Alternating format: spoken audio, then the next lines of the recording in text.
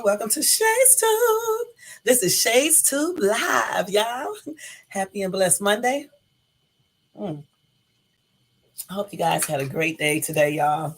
My day was pretty good, y'all, like always. I try to um, live each day in a positive manner, you know what I'm saying, versus in a negative, you know. We got to wait till some people come in real quick, y'all. Let me put my music back on while we wait and wait and wait. Yes, before we start this show tonight. Yeah, I don't know what the heck I did to this thing earlier. Let me put it on something else. Yes. Y'all don't forget to thumbs up this video. Also, subscribe to the channel if you're not subscribed. And hit that bell notification to be notified of any upcoming videos. And what else? And don't forget to leave a comment if you watch this in the replay section. All right. All right. Y'all, this is part 3. Of our missing person thing tonight. And then I also want to tell you about this other story that I seen came up about what is it called? Craters Lake. And this lake is supposed to be like I wouldn't necessarily say haunted, but that's what they claim. They claim that they have accounts of all type of supernatural creatures out there. A lot of disappearances, okay? All the way back, it's farther than the 70s, okay? I mean, but back to the 70s and just even farther back in up until recently, like I think they said like 2008 or somewhere around that time, or 2014. But this lake is a lot of disappearances have happened there, and even some of the bodies they have found, they said that it just was not normal. Okay, so I'm gonna tell you a little bit about that, and I may cover that entire story on Tuesday, maybe and stuff. But I'm trying to figure out if people know something is has a bad reputation, and a lot of people become missing there. Why do people go to these areas still, trying to take pictures and stuff like that? Hey, Missy, thank you for coming in. Why? That's crazy to me. There's no way I would visit somewhere that has a reputation of being maybe haunted or just a lot of disappearances. I mean, because that's very strange. You know what I'm saying? Hey, Elisa, how you doing? That is very strange. So yeah, we're gonna cover that as well as some breaking news. You know, y'all know I just walked through the door not too long ago, and of course, like always, I'm sitting up here taking off clothes. I mean, I cannot sit up here for nothing in the world completely dressed. You know what I'm saying? I have to be comfortable and stuff. But yeah, all these disappearances and stuff is kind of strange, y'all. They really are. And I just don't understand why people still go certain places, if they already have a reputation of people being missing. That's just weird to me. I don't understand why humans do things like that. You know what I'm saying? I just don't. You know, it's all the time I be telling people about practicing safety habits, and they talking about I be paranoid or they be like I'm nuts or something. I'm like, no, I'm not. I'm just telling you to try to be. You may not be prepared 100%, but just try to just be safe. Just do things to keep yourself safe. Because when you are in trouble, there a lot of times it's just you and the other person. And I know what I'm talking about, because each time that I got into a situation, it was only me and the other person. It really was. And I'm just thankful that I had enough common sense to carry something. You know what I'm saying? And I was always able to defend myself. And even if I didn't have something, I use other things to defend myself. You know what I'm saying? You know, just watching a lot of safety videos and taking classes and stuff, you get taught these things. So that's why I always tell people, just, you know, try to be somewhat prepared. No, you're not going to be prepared 100%, because you just never know. But you can try to be prepared as much as possible. Because I'm going to tell you something. A lot of these cases that I talk about, I think some of these missing cases could have been avoided. I'm going to be perfectly honest. I really do. Some of these missing cases could be avoided, you know, like the one I think I'm gonna tell you guys about tonight, if I'm not getting mixed up with something else, because I have read so many missing cases, I done got them mixed up. But there was another missing case that I was listening to earlier. I don't know when I was listening to this, of 2 girls who was in like middle school, and they wanted to go hiking or something, and the parents decided to let them do it this one time. And you know what? They let them do that, and guess what? The little girls became missing, and then I think they found the girls' bodies and stuff. But the thing about it, just because kids are teenagers or whatever the case is, in the 8th grade, 9th grade, or whatever, I just don't think it's a good idea to let your girls or boys be out hiking. I don't care. I just don't. And I never allow mine to do that. I'm just be perfectly honest, and still don't. You know what I'm saying? Because there's just too much stuff out here that can happen. And unfortunately, something did happen to those two girls. And that's a daggone shame, you know? But anyway, I was trying to wait to see if some more people would come in, but I can't wait all night because, you know, I'm on a schedule here. So we are going to start off with our discussion tonight. And like I said, tonight, I think I put it in the thing. We're going to talk about Asha Degree and then Bryan I can't even, not Laspira, no, Laspisa. I don't know how to pronounce his last name, so we're just going to call him Bryan L. Let me see what you said. Case of some girls on a Girl Scouts trip who went missing from their tents in the middle of the night. You need to send me that, Elisa. Yeah, girl, you be knowing all these cases, huh? But anyway, yeah. So these are the two we're going to cover. And then I'm going to try to cover the Crater. Let me make sure I got that name right. Crater Lake National Park. I'm gonna try to cover that. If I don't be able to, okay, thank you, Elisa. If I don't be able to cover that one in its entirety tonight, we will talk about that on Tuesday. Disappearances at Crater Lake National Park. That's the title, I think, if I don't forget it. Okay, so let's go ahead and get ready to talk about these two cases. The first one we are going to cover will be Asha Degree. I wanted to cover the other lady too, but I actually forgot her last name. And you know what? That case is so recent. The one that she went over for a sleepover, like a grown-up sleepover, and she became not missing, but she was found laying on the ground. It appeared like she fell off the balcony, but I don't know because she had a lot of bruises and stuff that states otherwise. But I was going to talk about that case, but I don't know if I am or not because that was a recent case not too long ago. It really was. So let me go ahead and look up this guy right here. I think this is a dude. I don't know for sure. I can't remember. Maybe a girl, but let's see. Let's go to Google. And I am going to do a video too, guys, because sometimes I think it's just good to have videos so you can get a like, you're not going to get the real picture, but you'll get some type of pictures to let you see what's going on. And then at times you will get videos and stuff. So that's the reason why I show videos and stuff. And don't forget, everything in my video is protected by the Fair Use Copyright Act of 1976 that allows us to use certain information, videos for instructional purposes, educational, research, and entertainment, I believe. I think it's entertainment.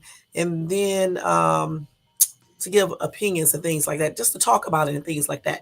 That disclaimer will be below as well as in my bio section, okay? And eventually I'm gonna have that on the screen once I get all that stuff together. Probably when they go on spring break, I'll have time to do all that because then I'll have to worry about getting my son's schoolwork together. Because you know the time go by so quick every day, y'all. I don't have time to do every single thing. I still got to put my brand new bed set on my bed, and I have had this at least 2 months, and I haven't done it yet. So it's like it's a lot of stuff. I need to get some stuff out of my closet and give it away because I just got a lot of stuff. And then I definitely got to go back out to Daisyo to get 2 bags for Novella and stuff and send those to her. And I'll do that sometimes this week and stuff. So I got a lot of stuff. There's just a lot of stuff, y'all. Plus, I need to check all of my son's schoolwork over there on his assignments that I gave him. It's a lot. So I'm going to check some tonight and get his work done for tomorrow. Wow, Alicia. I have so much schoolwork to do and reading as well as my driving test. Oh, okay. Well, blessings with your driving test. And, you know, just going in, just take it. You'll pass it. I took, when I had to get my license back, not back, but when I had to get my license, you know, like when you move from to another state and I had to get my license here, I was shocked that I passed the test, the written test, one try. I couldn't believe it. You know, I only missed like 2 problems. And I did it on paper too, because it's like when I do it on the computer, I don't know, I just mess up all the daggone time. So this time I took it the old fashioned way and just aced it the first try. I was like, man, I was so happy that I saw that I can do it that way versus on the computer. Because I don't know, it's something about the computer, you know, it makes me get more afraid or something. I don't know and stuff. But I did pretty good. I was shocked and stuff. So let's go ahead and talk about Asha. What's this girl's name? Asha Degree. That's a girl, I think. But yeah, it's a lot. Yeah, I be having so much stuff to do. So much. Every single minute of the day. And today I didn't really work really. I mean, I did, but I didn't because I had to go to the grocery store and stuff. And then I was messing around with somebody's order at Walmart. and stuff. So it was just ended up being a tripped out day, you know. So here is Asha, y'all. Let me show y'all Asha. She was 9 years old when she became missing from Shelby, North Carolina. Okay, Asha, Asha. That's how you pronounce her name. Asha. Okay. Okay. How do you know about all these cases, Elisa? Gosh. Okay, so let me see here. Okay, let's see. Yeah, it's Asha. No, Asha. It's Asha because they got to pronounce up here AY hyphen SHUH. Asha. So she was born August the 5th, 1990. This damn thing scared the crap out of me when it started talking. Y'all, all these daggone phones. Oh, okay. I see. Elisa says she's into true crime, y'all. I can tell because she knows all of these cases. I'm not going to lie about that. So let's go ahead and do this. Let me put this one up here, okay?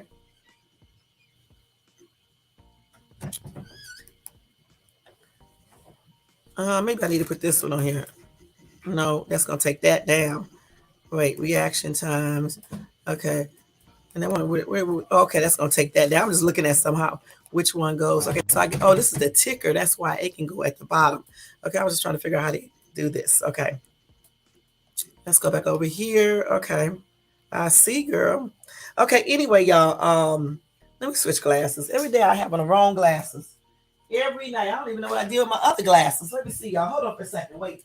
I gotta figure out what I did. Oh, I never brought them over here. Gosh. Y'all, I got so many pair of glasses. They're all the same glasses. I just like to change up the colors. I know that's weird. I got different color frames, okay?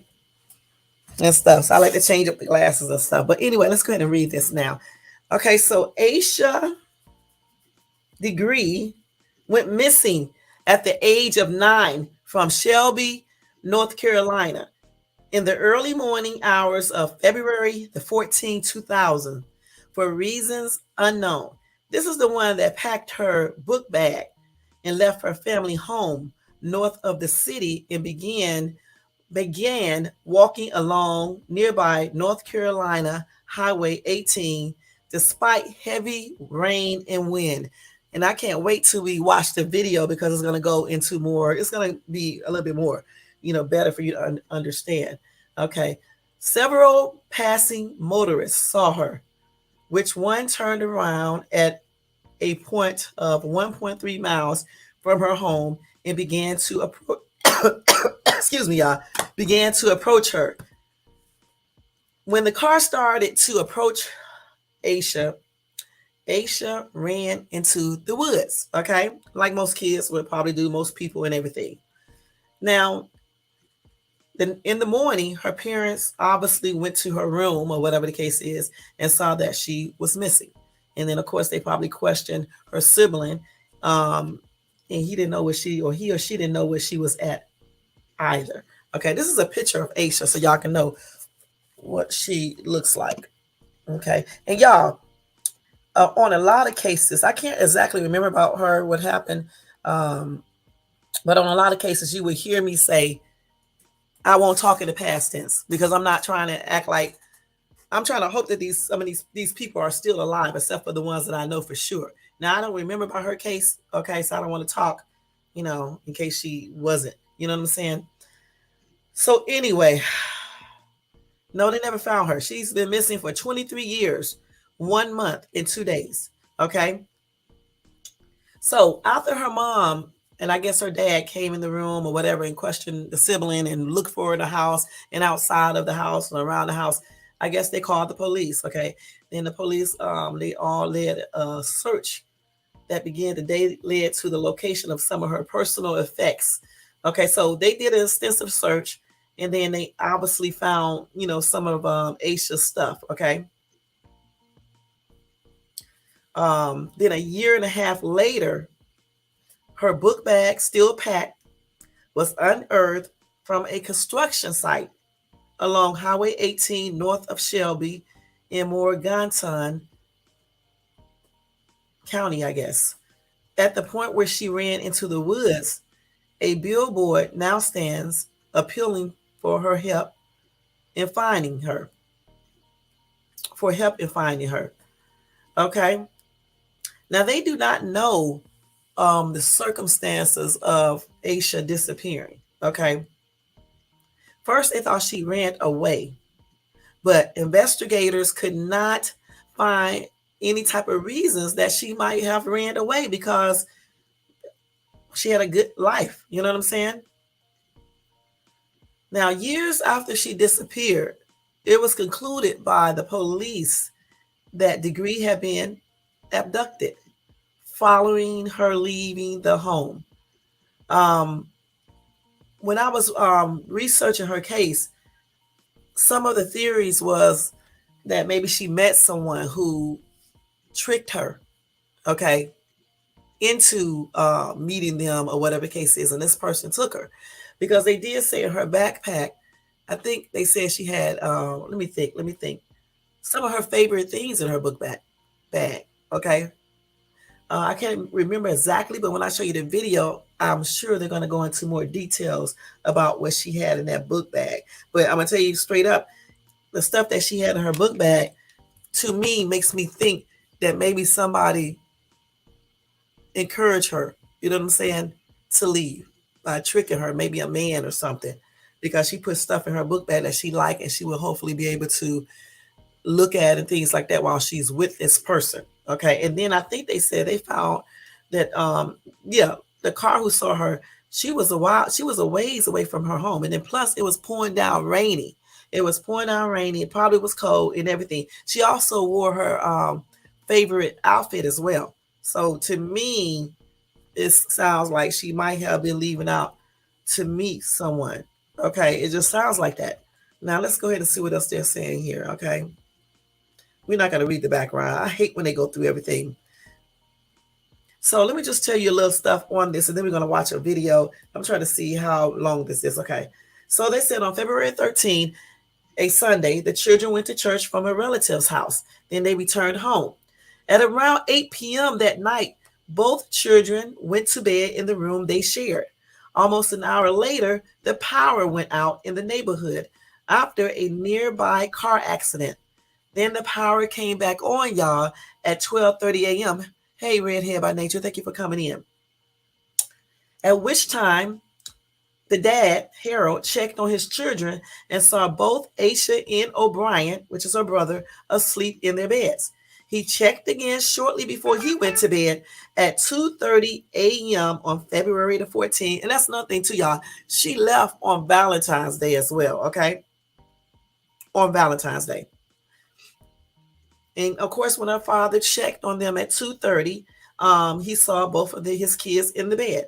Now, a little bit afterwards, O'Brien, then which is her brother, then age 10, which is her brother, recalls hearing Asha's bed squeak. He did not further check it out himself. He just assumed she was just changing positions in her sleep. Now, apparently around this time, Asha got out of her bed, taking a book bag she had previously packed with several sets of clothing and personal items, okay, and left the house. That right there indicates to me that she was going to leave and possibly going to meet someone, okay, because why would she take all her stuff with her? She packed her stuff, you know what I'm saying? Between 3:45 and 4:15, a truck driver and a motorist saw her walking south along Highway 18 wearing a long sleeved white t-shirt and white pants. And that was supposedly be one of her favorite outfits. Hey, Laura, thank you for coming in. The truck driver and the other motorist reported all of this to the police after he saw a TV report about her being missing, all right? The motorist said he turned his car around because he thought it was strange to see a small child out at that time of night by herself. He circled 3 times and saw Degree, the girl, run into the woods by the roadside and then disappear. It was a rainy night, and the witness said there was a storm raging when he saw her. I wonder why he didn't get out of his car and run behind her, okay, and try to catch her. You know, the county sheriff Dan Crawford said, "We are pretty sure it was her because the descriptions they gave are consistent with what we know she was wearing." He added that they also saw her at the same place, heading the same direction, and it seemed like to me she was going to meet somebody for real. Now her mom awoke at 5:45 a.m. to get the children ready for school. That morning, this involved getting the bath ready and all of that, you know, and blase blase. When she opened the children's room to wake them up before their 6:30 alarm and called them to their bath, O'Brien was in his bed. Asha was not, and the mom was unable to find her in the house or in the family cars. And I think they said they even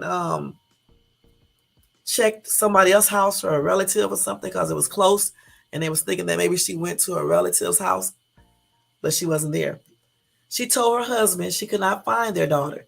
He suggested Asha might have gone over to his mother's house across the street. This is what I just said. When the wife called there, her sister-in-law said Asha was not there. That's when they went into panic mode. Okay. Then they say they heard a car next door. They put on their shoes and ran outside. And the mom called her mother, who told her to call the police. Now, that's a daggone shame. Okay. Now, investigators believe that Asha had planned and prepared for her departure in previous days before she disappeared. Okay. They said she is not your typical runaway. Okay. Um, they said that usually children who run away are usually around 12. An FBI agent also pointed to the lack of an issue she might have been running away from, such as a dysfunctional family or poor academic performance. She didn't have none of that, y'all. I told you before she didn't. Now, they was thinking that she was going to meet somebody, I don't know why she left, but anyway, they said they believe she got off track and got lost, or either she was taken, okay, point blank. Now, a month after Asha disappeared, the Degree family appeared on the Montel Williams show to call attention to the case. They also, also America's Most Wanted and the Oprah Winfrey show also has segments on that disappearance. On the 31st, no, excuse me, on August the 3rd, 2001, Asha's book bag and other items were discovered during a construction project off Highway 18 in Burke County near Morganton, which is about 26 miles north of Shelby. So that's another city. Her book bag, y'all, was wrapped in a plastic bag, all right? The worker who found it said the book bag contained Asha's name and phone number. The FBI took it to their headquarters for further forensic analysts, and results from that testing have not been shared with the public. All right. To date, it is the last evidence found in the case. All right.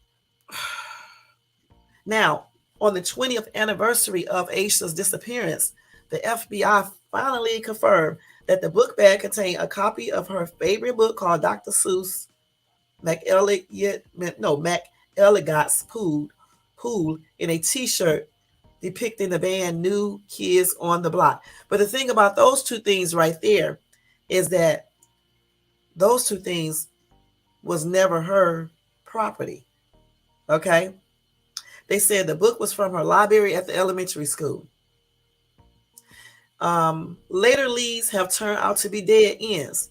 In 2004, acting on a tip reportedly received from an inmate at the county jail, the sheriff's office began digging at an intersection in Lawndale. The bones that were found turned out to be from an animal. So the Degrees took steps to keep Asha's memory in the case alive in the public's mind. In 2008, they established a scholarship in her name for a deserving local student. They also host an annual walk to raise awareness and money to fund their search. All right. So the mom also said in a 2013 interview that her daughter's disappearance had not gotten as much attention over the years, like some other cases of missing children have. Okay. And she claimed the reason why is because Asha was black. She said missing white kids get more attention. She don't understand why. She said, I know if you ask them, they will say it's not racial. Oh, really? I'm not going to argue because I have common sense.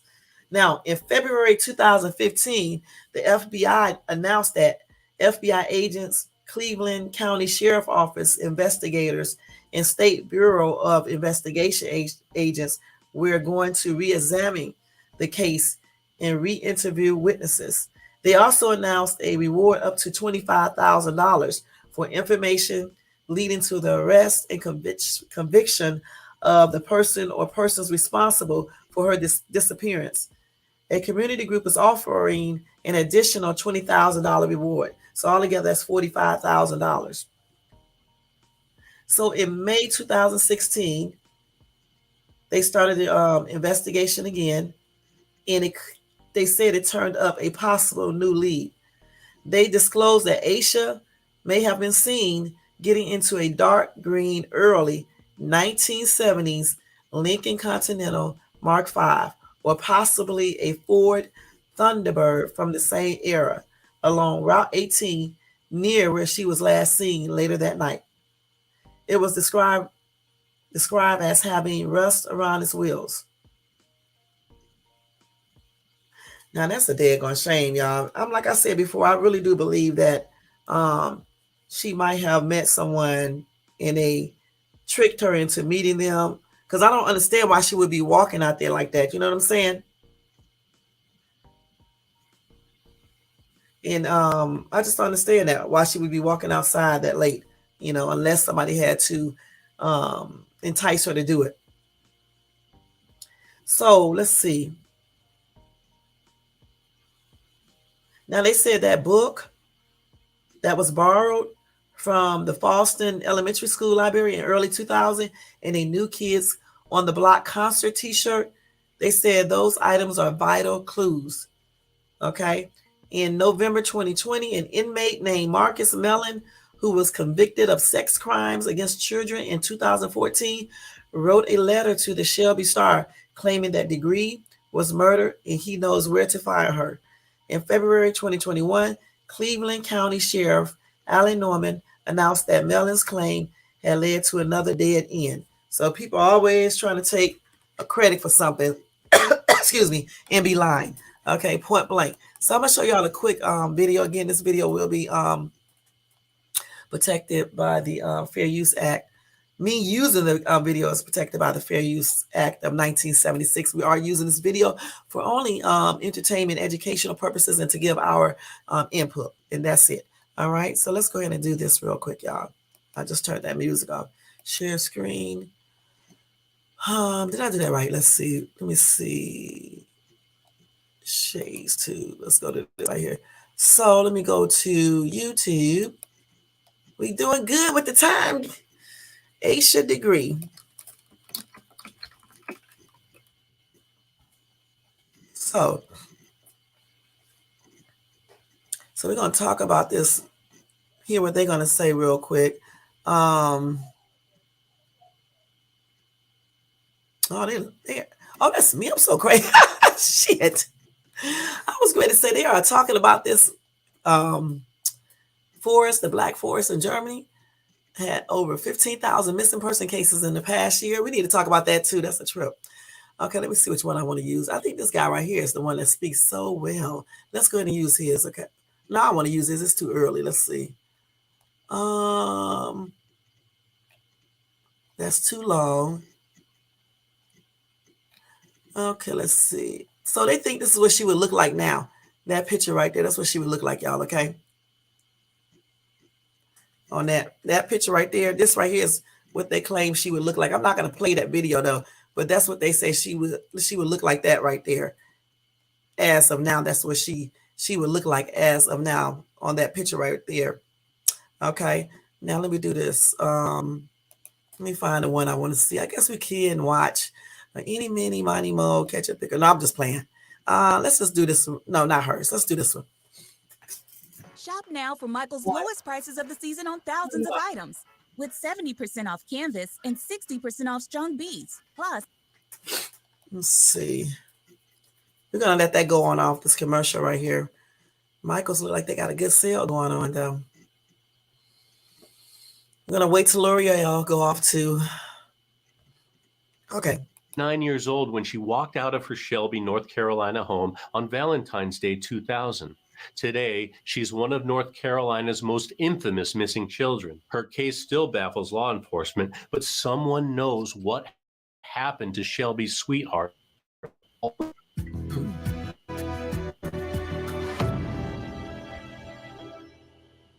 I'm Chris, and you're watching True Crime Recaps. A storm brewed overhead and rain pelted everything between Shelby and Falston. It wasn't the best night for a walk, especially for a 9-year-old girl at 3 in the morning. Aisha walked down Highway 18, a 2-lane county road surrounded by open fields and trees. She headed southbound towards Shelby and was spotted between 3:45 and 4:15 by a passing motorist and a truck driver. She wasn't hard to miss. Even in the stormy darkness, her long-sleeved white T-shirt and white pants stood out. The trucker kept moving, but radioed to his fellow drivers, warning them about a little girl walking along the highway. Meanwhile, the motorist turned around and drove back to see if she was okay. But the thing about it, if you see a little kid walking on a freeway or highway at that time of night, I don't know. I mean, it's kind of hard to say that you would get out and see where this little kid is coming from and things like that, because you never know. People do be setting people up with children. So maybe that's probably the reason they did not get out. But I don't know. Maybe I would have just blew the horn and told her, come here. I'm not going to harm you. Come here. You know, maybe I would have did something like that. I don't know. It's hard to say. But seeing a little kid out there at that time of morning by herself, and I think she was 8. Yeah. Okay, but when he approached Aisha, her stranger danger lessons kicked in and she ran into the woods. Her mother Iquila's alarm went off around 5:45 a.m. Valentine's Day doubled as her and her husband Harold's wedding anniversary. But before they had to get the kids ready for school. She drew the kids' bath and walked to the room to wake them, but Aisha was gone. Harold's mother lived across the street, so he assumed she may have wandered over to Grandma's house. A quick phone call proved otherwise, and the parents panicked. Iquila called the police and reported her missing at 6:30 a.m. The first cops arrived 10 minutes later, and police dogs combed the area looking for any sign of little Aisha. Iquila called her daughter's name as loud as she could, so loud that she woke the whole neighborhood.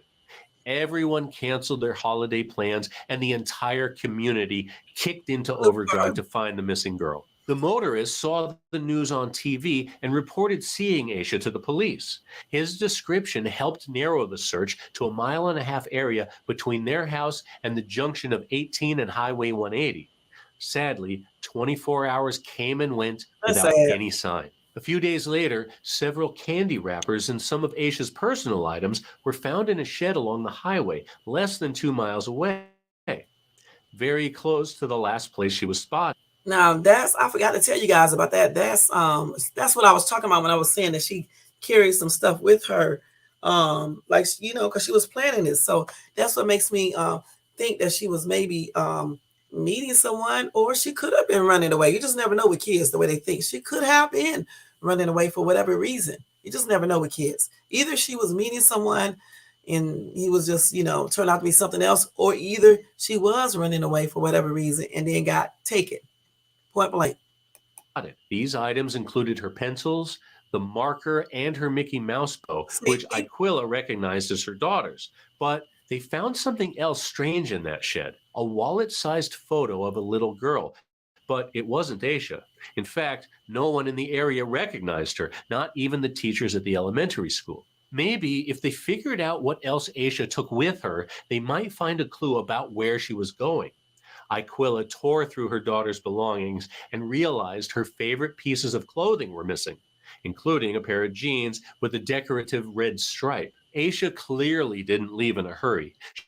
She had time to think about this, plan it Mhm. even. She took her favorite clothes, See? enough to last a few days out in the world, but she didn't take her coat. We can't. So that's weird. That's what makes me think again. Either she was meeting someone, y'all, or either she may have been running away for whatever reason. Because I told y'all before, she took her favorite clothing. Then she had a little candy, and young kids like that are not thinking about no food or anything. So she took candy and stuff and everything.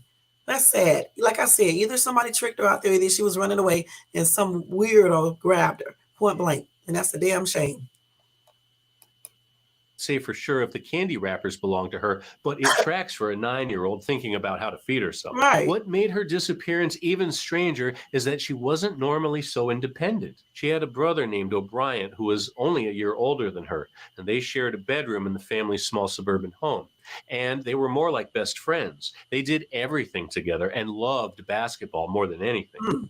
The siblings always looked out for each other, especially on their walk home from school. Their parents, Harold and Aquila, worked regular jobs, and the kids had to let themselves in the house after school. They were expected to have their homework done by the time their parents got home. And since the family didn't have a computer in the house, there was little opportunity for distraction. You see, Harold and Aquila centered their children's lives on what they deemed most important: friends, family, and church. There was nothing on the computer but sickening stories about this kidnapping or that pedophile.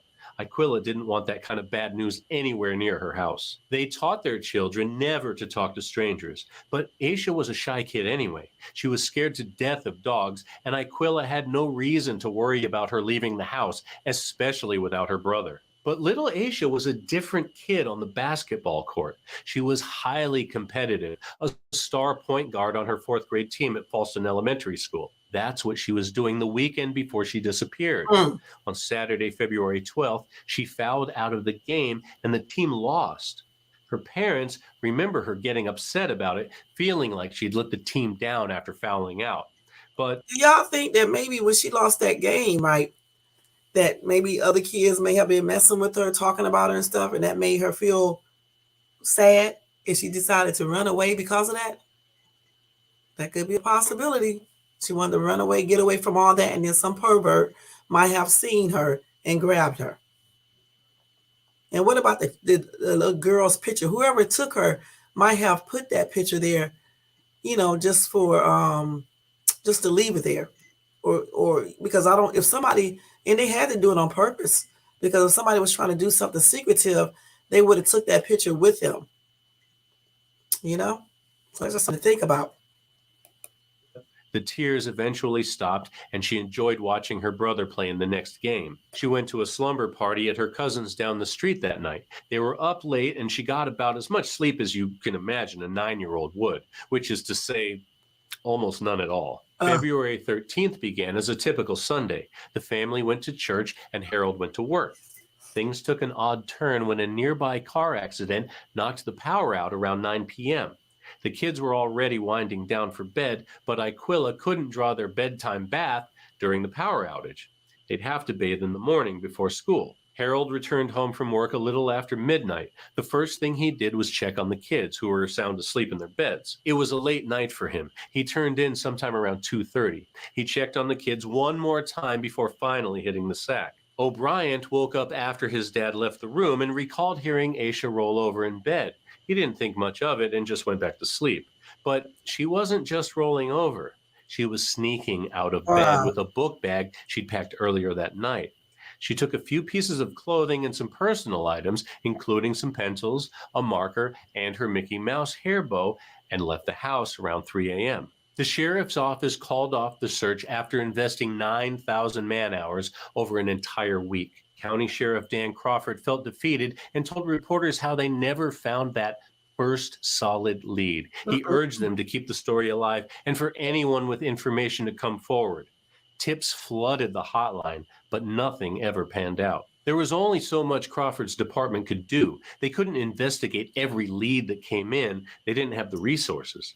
It was time to call in the big guns, the FBI. Right. The feds put Asha in their missing children database and combed over every piece of evidence collected thus far. Her story didn't follow the typical missing children's case. According to Ben Ermini, an expert with the National Center for Missing and Exploited Children, most runaway kids are at least 12 years old.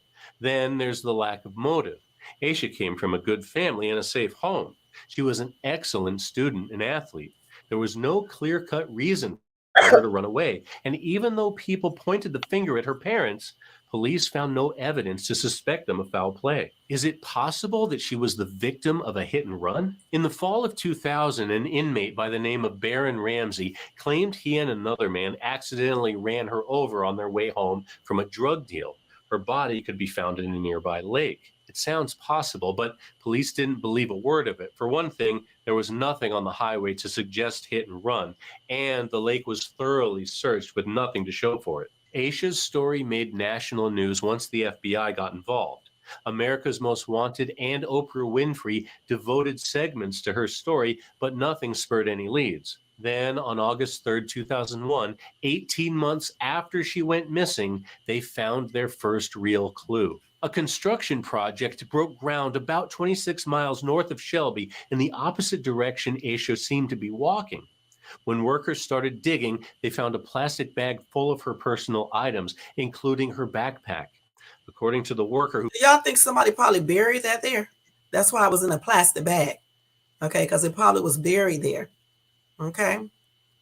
I'm allegedly, it may have been buried there by whoever took her.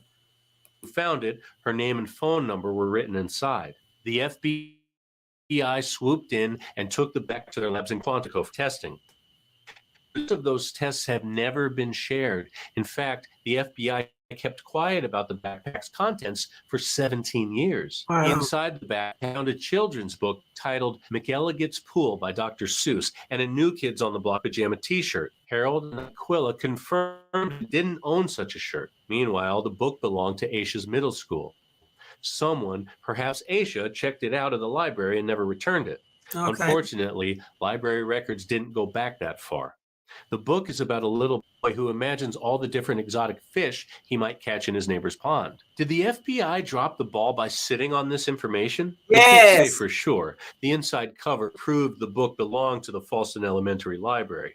The FBI would have to be wholly incompetent not to check with the library when they found the book in 2001. So either the library didn't pan out any leads, or whoever checked that book out has some friends in high places. Asha's backpack was the last piece of meaningful evidence found in her case. The FBI chased... The thing about it, though, why did the FBI keep that a secret? That's strange. Dead-end leads for years, including one in 2004. A county jail inmate claimed to know where the little girl's body was buried, near an intersection about 6 miles from her house. But when police started digging, all they found were animal bones. In 2008, Aquila and Harold established a scholarship in Asha's name to be awarded to a bright local student each year. They also host an annual walk from their home to the missing person billboard along Highway 18. The billboard serves as a haunting reminder of their missing daughter and features an image of what she might look like now.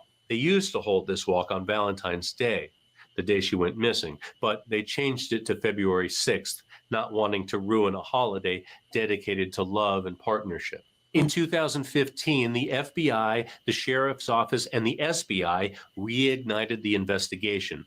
They interviewed witnesses from February 2000 and offered a $25,000 reward for anyone with information leading to an arrest and conviction, assuming someone abducted Asha when she ran away. Right. Then in May 2016, the FBI announced an interesting lead. Someone came forward claiming they saw Asha get into a green 1970s car, either a Lincoln Continental Mark IV or a Ford Thunderbird, two similar-looking cars. The tipster said the car had rust around its wheel wells, but a lot of 50-year-old cars have a little rust around the wheel. Right, and then there's the question of why now? Why did this tip come in 15 years after her disappearance?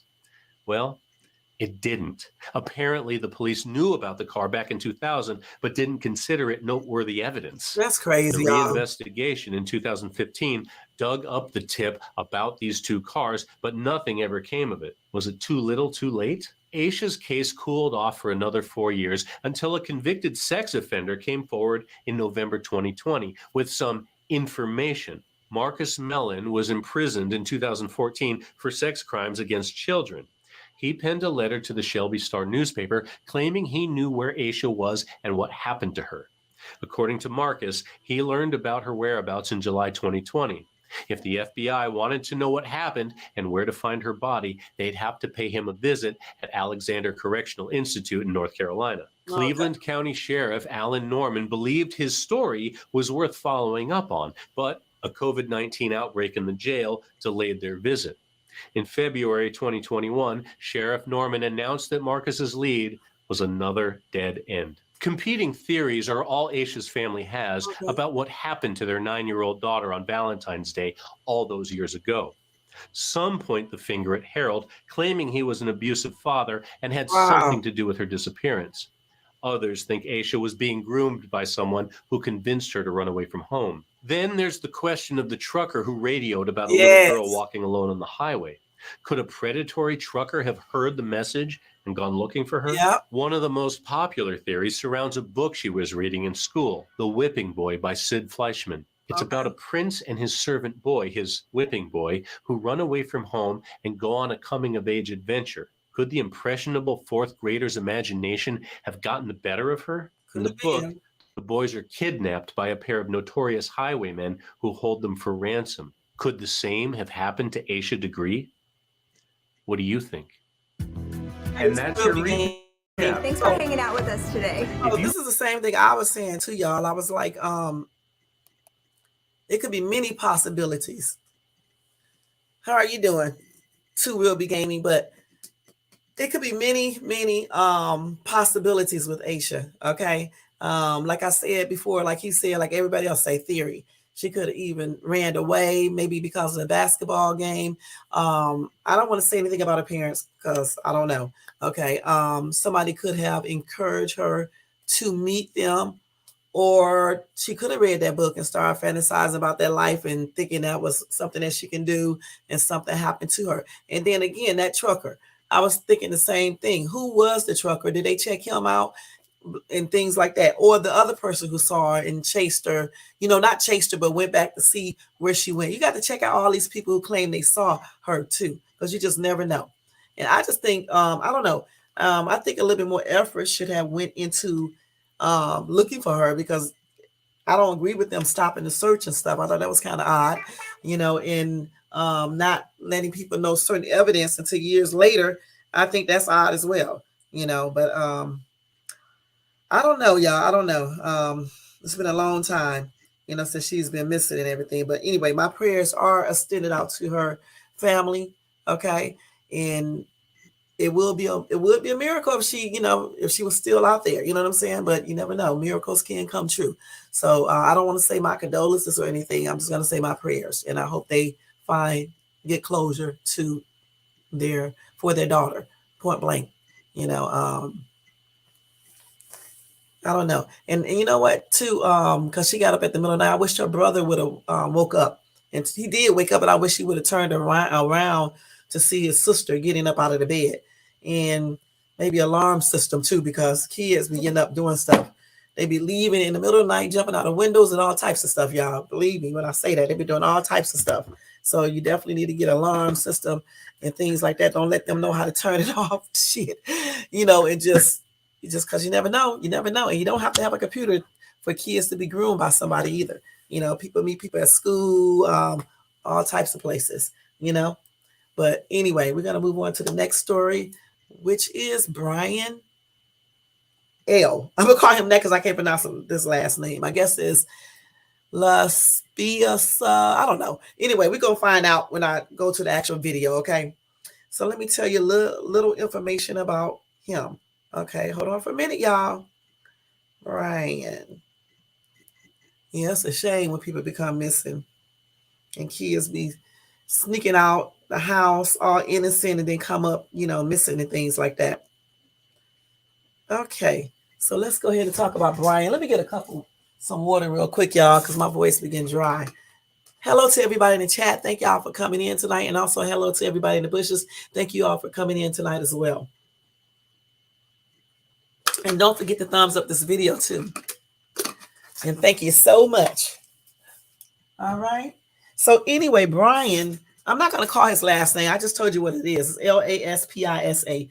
Okay. He was just 19 years old on August the 30th, 2013, when he drove home to see his parents and vanished without a trace near Castatic, California. I think that's how you pronounce that. We used to live close to there when we lived out in Stevenson Ranch, which is out in Santa Clarita. Okay. I think they have a lake out there, if I'm not mistaken. Let me show you what he looked like. And this is his girlfriend, I think. Okay, this is back in 2013. Let me show y'all. That's him and his girlfriend, okay? He was 19, I believe.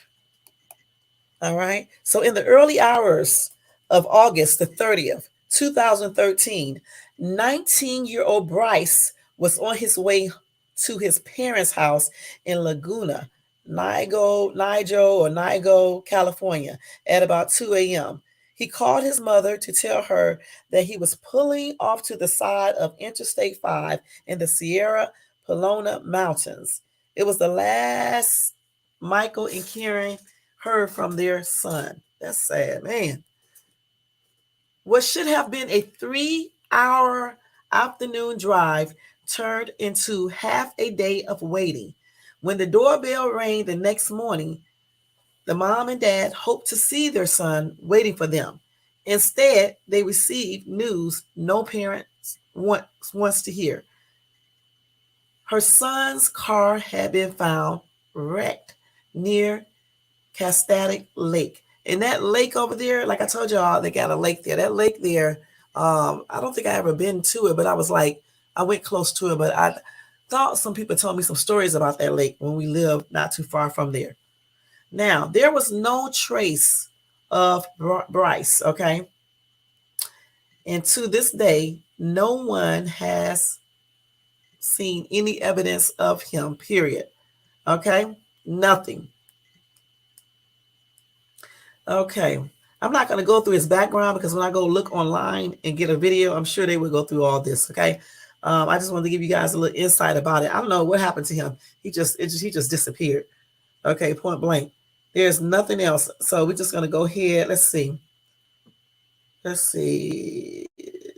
Who knows? Dang, they got all types of stuff up here. So they started saying that he has some unusual behavior. Okay. This is another picture of him. I thought I just read that he was taking some drugs as well. I don't know for sure. But a lot of the drugs probably is marijuana, I guess. I don't know. So that's him right there, looking happy. Let's see. They say he was well liked by his classmates and he could make friends easy. Okay. He broke up with his girlfriend on August the 27th, I guess in 2013. He had a best friend, obviously. I don't know, y'all. This is weird. Okay. This is where his car was found at. And I didn't know that's the name of those mountains. Okay. Now, the investigators think that Bryce had a failed suicide attempt before setting off to start a new life in disguise. I don't believe that. Okay. That's weird. These people are always saying weird stuff. Okay. Let's see. Because why would he need to go out and start his life over again?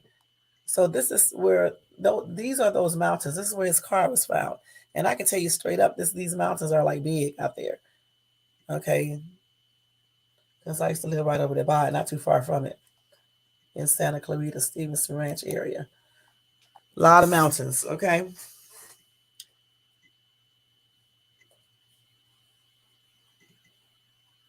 So this is a lot of information right here. Let me look at this and see what they're saying. Okay, let's see. Okay, so what I'm going to do, I'm going to go ahead and put the video on, guys. It's a lot of information in this article. I'm not going to read all. It's a lot, and so we're going to look at a video about that. Does the article? Let me see what you said. Does the article go to the fact that police also stopped him, asked where he was going? I think twice they did this while his car was pulled over on this. Yeah, I just saw that. Um, he also said that he ran out of gas or something, or let's see that he look. It says that clearly something happened because he used his parents' roadside assistant insurance service. And then a man named Christian, owner of Castro Tire and Gas in the town of Button Willow, reported that he delivered 3 gallons of gasoline to Bryce after he ran out of fuel around 9 a.m. Also, Christian offered to return to the spot where Bryce was. Okay, so he also look. He said that the Bryce was still in that area hours later, and then the guy who bought him gas approached to tell him that his parents, that Bryce's parents, were worried and called them to let them know their son's location.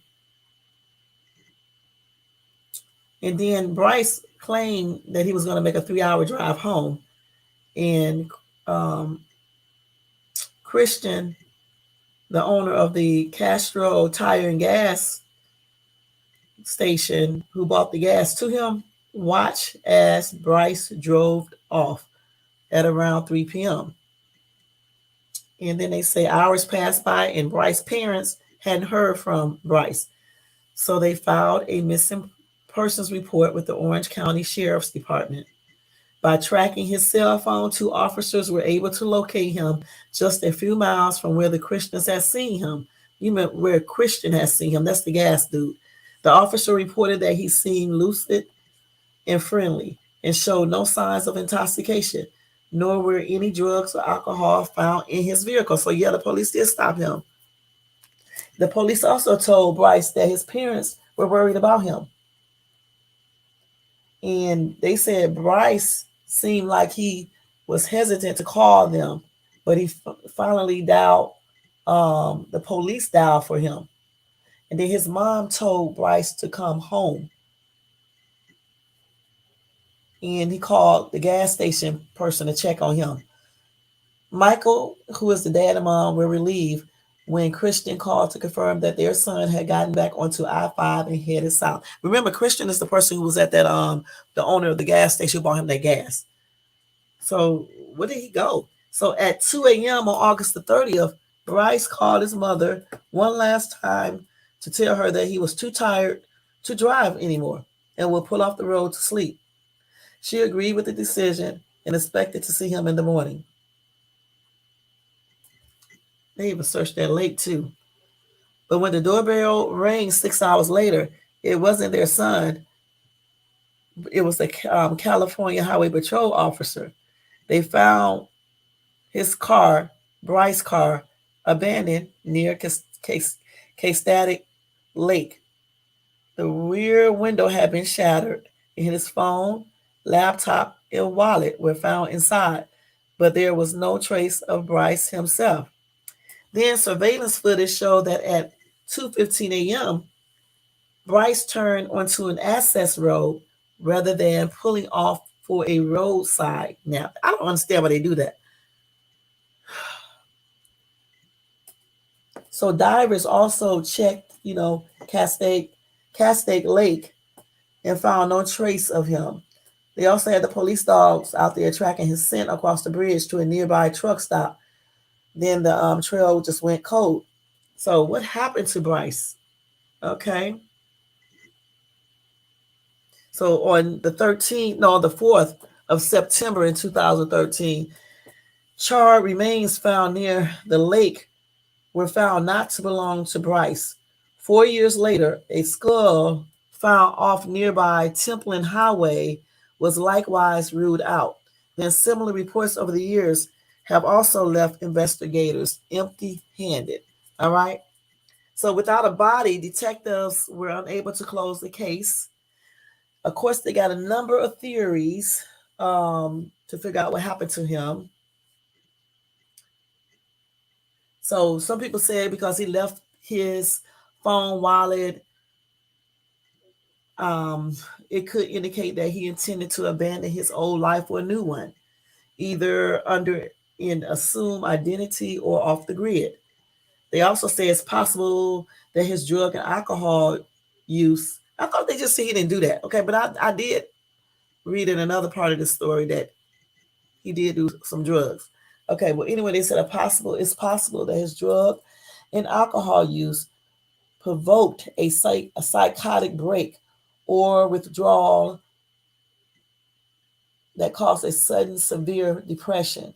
It's also possible that he did die on or around the night of August the 30th, and his remains have yet to be found. So we don't know. They have not had any other clues, y'all, emerge. His parents still issue missing person posters and remain hopeful that someday they will learn the truth. And that's a pretty strange. Let's see what you said, Elisa. By the way, the case I mentioned earlier is called the Oklahoma. Oh, okay, okay. So let's go ahead and look at. Thanks, Elisa. Let's go ahead and look at a video on this and see what they said in the video. Okay. So okay. Let me type his name on here. This is weird. These people just be missing, y'all. I don't know what to say.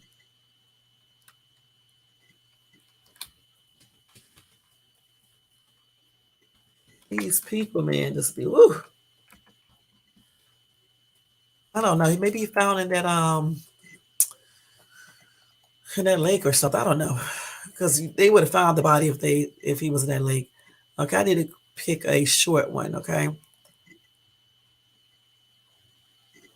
Wow. This was her at first, then she changed to look like this. Okay. Let's see.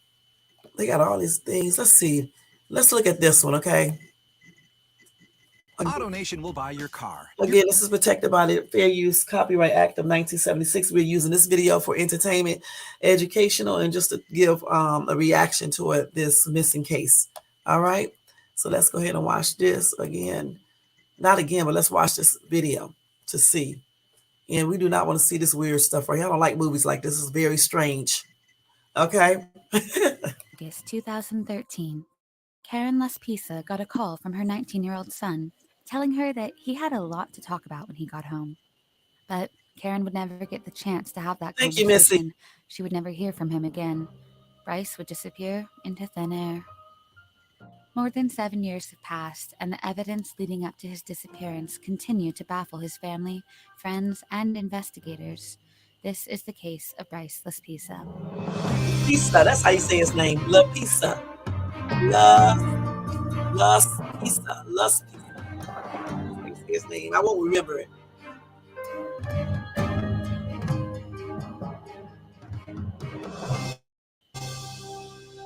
It's sad.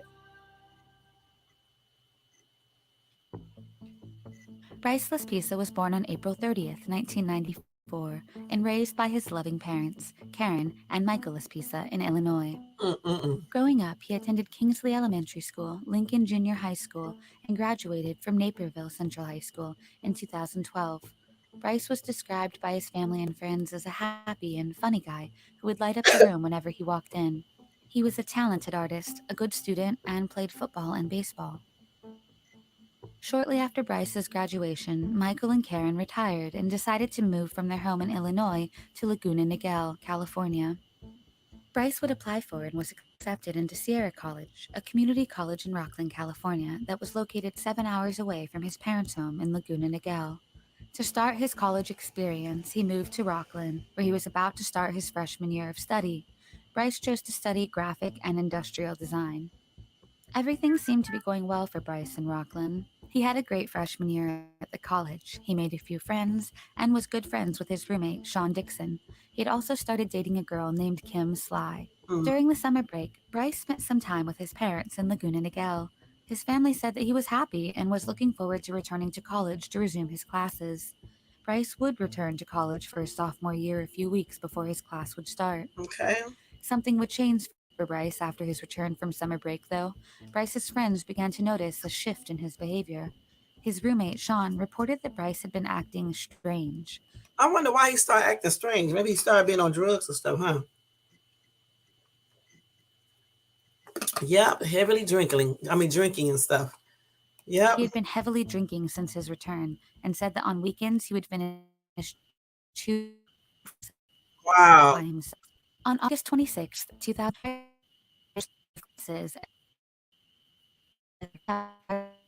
his mother said that nothing seemed to be out of place. A good, normal conversation. The next day, on the 27th of August, Bryce started to act extremely strange and admitted to his girlfriend, Kim, that he had been taking ADHD medication that was not prescribed to Oh, him. wow. Sean said that Bryce had been taking Vyvanse to help him stay awake to play video games all night. Later in the day, Bryce gave away some of his belongings to his friends, including diamond earrings gifted to him by his mother and Why? his precious Xbox. Why? Wait a minute, Later hold that up, night, y'all. Bryce also Why did he do that, I wonder? Then he broke up with his girlfriend over text. What happened? So he was going through something. Seemed like he was probably depressed or something like that. Dang, he was going through something. Man, that's sad.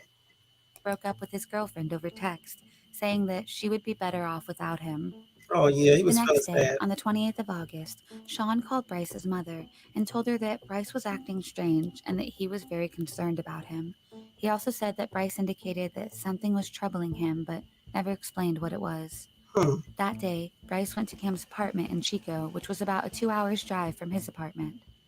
At 10 p.m., Bryce called his mother and told her that Kim wouldn't give him back his car keys and that she wouldn't let him leave. Kim spoke to Karen on the phone and told her that Bryce was acting strange and she didn't think he should be driving in this condition. Mm. Karen then talked to Bryce and offered to fly out to see him the next day, to which Bryce responded, quote, "No, don't make an airline reservation until I talk to you because I have a lot to talk to you about." I wonder what He happened. insisted that he was fine. Karen asked Kim to return him his car keys, but only if he promised to call her in the morning. Bryce left Kim's apartment around 11:30 p.m. At 1 a.m. on August 29th, Bryce called Karen and she missed the call. When Karen saw the missed call, she assumed that Bryce had called her to let her know that he had made it to his apartment safely. She would find out later in the investigation that cell towers placed him 1 hour away from his apartment in an isolated area when he had made that call. Wow. Later in the morning, at around 11 a.m., Bryce's parents received a voicemail from their auto insurance company stating that Bryce had used their roadside assistance plan at 9 a.m. His parents tried calling Bryce, but he didn't pick up his phone. This is Go get Juvederm. him first, y'all. Yeah, it sounded like he had some kind of personal problems going on. For real. Dang. Concerned, they called Bryce's roommate, Sean, who told them that Bryce never came home the previous night. His parents That's then sad. checked and found out that Bryce had charged $20 worth of fuel on their credit card from Castro Tire and Truck in Button Willow, California. Button Willow is about 3 hours away from his parents' house in Laguna Niguel, so Karen and Michael assumed that Bryce was on his way to visit them. They called Bryce several times, but he didn't pick up his phone. Since Bryce bought gas around 9 a.m. and Laguna Niguel was only 3 hours away, Karen and Michael became concerned when he did not arrive back home by 12 p.m. Karen called the Castro Tire and Truck and talked to a man named Christian. Christian told her that Bryce had run out of gas and he was called to deliver him about 3 gallons of gas. Karen told Christian that Bryce wasn't answering his phone and that she was very concerned for him. Christian offered to go back and see if he could find Bryce in the area. When Christian arrived, to his surprise, he found Bryce still sitting in his Same car, all them in the hours. exact same spot where he had left him hours earlier. Around 12:30 p.m., Christian called Karen and told her Bryce seemed okay, though his eyes were a bit red. Mm. Christian put Bryce on the phone, who told his mother that nothing was wrong. Karen told Bryce to come home, to which he agreed and hung up the phone. Mm. His parents expected Bryce to be home by 3 p.m. However, he never showed up. They tried calling him multiple times, but he didn't pick up any of the calls. That's sad. Around 6 p.m., his parents filed a missing persons report with the Orange County Sheriff's Office. The police pinged Bryce's phone and found out that he was still in Button Willow. Moreover, in the last 9 hours, he had only moved 8 miles from where he was previously found. Wow. Soon, police in the area found him sitting in his car on the side of the road on Lagoon Drive in Button Willow. The police searched his car for drugs but did not find anything. The police did a sobriety test, which he passed. When the police asked him what he was doing, he said that he was just blowing off some steam. The police spent 20 minutes talking to Bryce, and to them, he seemed completely fine. He was talkative and was replying to questions normally. The officers asked him to call his parents as they were very worried, but to their dismay, Bryce was reluctant. The police then dialed Bryce's parents for him and put him on the phone. Karen asked Bryce what he was doing. Bryce simply said that he was putting stuff back in his car after the search.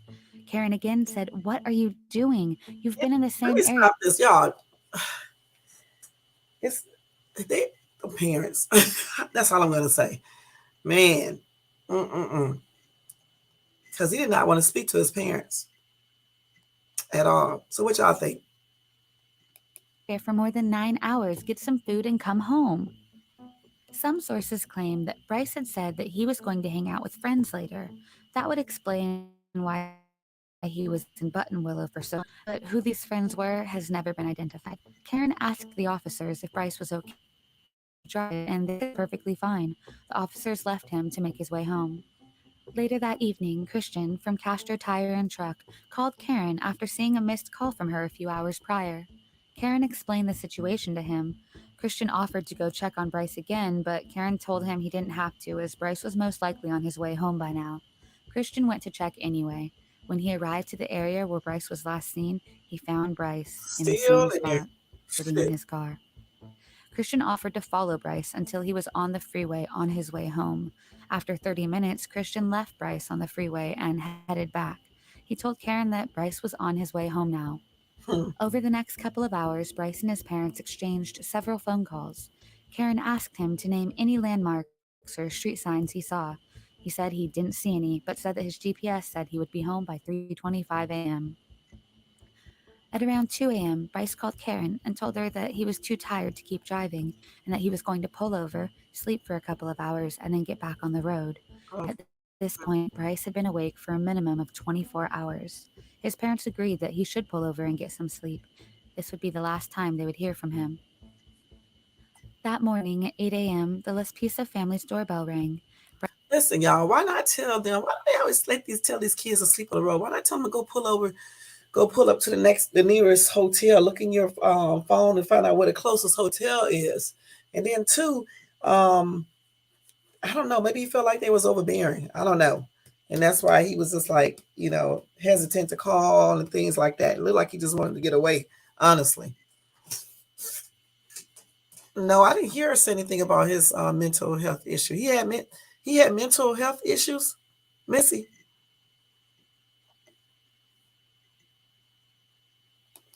Bryce's parents expected it to be Bryce, but when they opened the door, they found a California Highway Patrol officer standing in front of them. The officer asked whether they owned a 2003 beige Toyota Highlander. The Laspisas told the officer that Oh, their okay. son had been driving that car. The officer informed them that at 5:30 a.m. that morning, the vehicle had been found Wow. overturned and abandoned in Castaic Lake, off an access road to the state recreation area about 2 hours north of the family's home. He told them the vehicle had been crashed and was found on its side at the bottom of a 25-foot embankment at the base of a steep hill. He also said that the back window of the car had been broken from the inside, and they believed that Bryce was inside the vehicle at the time of the crash and pushed his way out of the car. Oh, His okay. laptop and phone were found in the car, while his duffel bag and wallet were outside, near the rear window. Only small amounts of Bryce's blood were found on the passenger side Sound like he headrest committed and in the back suicide, seat, y'all. suggesting that Bryce wasn't seriously injured. An examination of the crime scene suggested that, for unknown reasons, Bryce drove off the service road into a rest area along a cell tower and toward the lake. The cell tower is at the top of the embankment, and there Wow. were tire marks from the cell tower to the bottom of the embankment where the vehicle was found. Investigating the tire tracks and the area, police were able to assume that while going down the embankment, Bryce had accelerated and sped up instead of hitting the brakes. Wow. This suggested to investigators that Bryce may have been wanting to take his own I life agree, by Miss. driving his car into the Castaic Lake, but the vehicle flipped before it could reach the lake. Police conducted a large-scale investigation of the area, consisting of hundreds of volunteers, helicopters, divers, and ATVs, but no sign of Bryce would turn up. Then, on September 4th, 2013, a jogger called But it 911. wasn't him, y'all, in that right there. But anyway, let me say this. I said before, just watching how what they were saying, how he was acting, and he didn't really want to notify his mom and things like that. It's something else going on with that case. Um, like you said, Missy, something is strange on both sides. I don't know about the drug. Well, you know what they did say? Didn't they say that he would start acting strange? He'll start drinking. His eyes was red. He started drinking. His girlfriend said he was acting a little strange too. So he probably was drinking. Then I think somebody did mention that he was taking some type of drug. I forgot the name of it. And why? And he said something had happened, and he kept saying that he would talk to his mom about it. I wonder what happened, because something happened. And then another thing too, I think he probably committed suicide because he broke off with his girlfriend. He broke up with his girlfriend for no apparent reason. Then he gave away his PlayStation and something else that he liked. He gave that away too. A lot of people do that when they're about to end their lives. Okay. And then it's like when he was driving around, maybe he was contemplating on if he should do it or if he shouldn't do it. A lot of times when people be going through depression too, they want to be alone and they don't really talk to other people. They don't want to talk to other people. A lot of people don't, especially when they contemplate suicide. And that could explain why he did not want to really talk to nobody or his mom and things like that. He was never going back home. You know what I'm saying? And then we know that he went off the little thing, and it looked like he was trying to kill himself. I don't know, but what happened to him though? Because they didn't find no body of him in that water, in that lake. On to report a brush fire just 3 miles from where Bryce's car was found. When the firefighters arrived at the scene, they discovered the cause of the fire to burning body. However, the body was turned of an LA man who had been the victim of the fire. Oh, that's sad. They searched and tracked Bryce road and toward a truck stop where the scent ended. Police obtained some CCTV images from the area. The still Oh, images really? taken from the camera showed Bryce's car going up the hill at 2:15 a.m., just 6 minutes after he told his mother he was too tired and was going to pull over and sleep. However, just 1 hour before his crashed car was found, at 4:29 a.m., the same camera on the same hill captured a picture of Bryce's car going back up the hill again.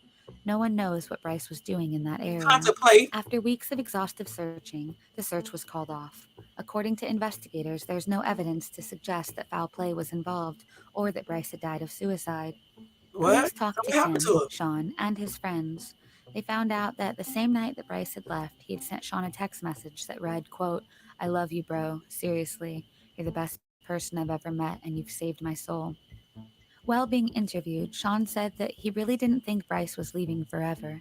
Investigators believe that Bryce willingly walked away from his current life, but his family does not agree with this, stating I that don't they were either. very close and that there is just no way Bryce would leave them without contact for 7 years. Right, I believe he got In the y'all. years following, Bryce's parents have continued to search for their missing son.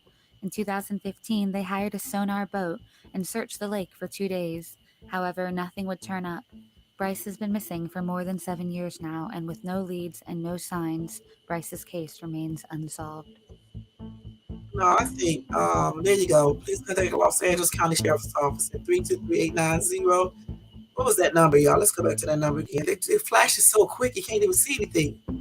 If you have any information about the case, please contact Los Angeles County Sheriff's Office at 323-890-5500. Again, 323-890-5500 if you have any information, all right? But as I was going to say, I don't know. I just think he really did um, commit suicide. And I just believe that they just did not find the body, okay? And like Elisa just said, when a body enters the water, it can sometimes never be found again. It could be all the way at the bottom of something inside of, I don't know. It could just be down there somewhere. You just never know. Or it's in a lake, so I don't know what could have gotten it, but it has to be in there if he went into the water or whatever the case is. But it just sounds like it to me that he committed suicide because he gave away some personal items that he really liked, like the PlayStation thing. He broke up with his girlfriend, said that she deserves something better. What else did he do? He did something else. Oh, he wrote his best friend a note, a text him on that note. That sounds like a goodbye type note. That's true. You're right.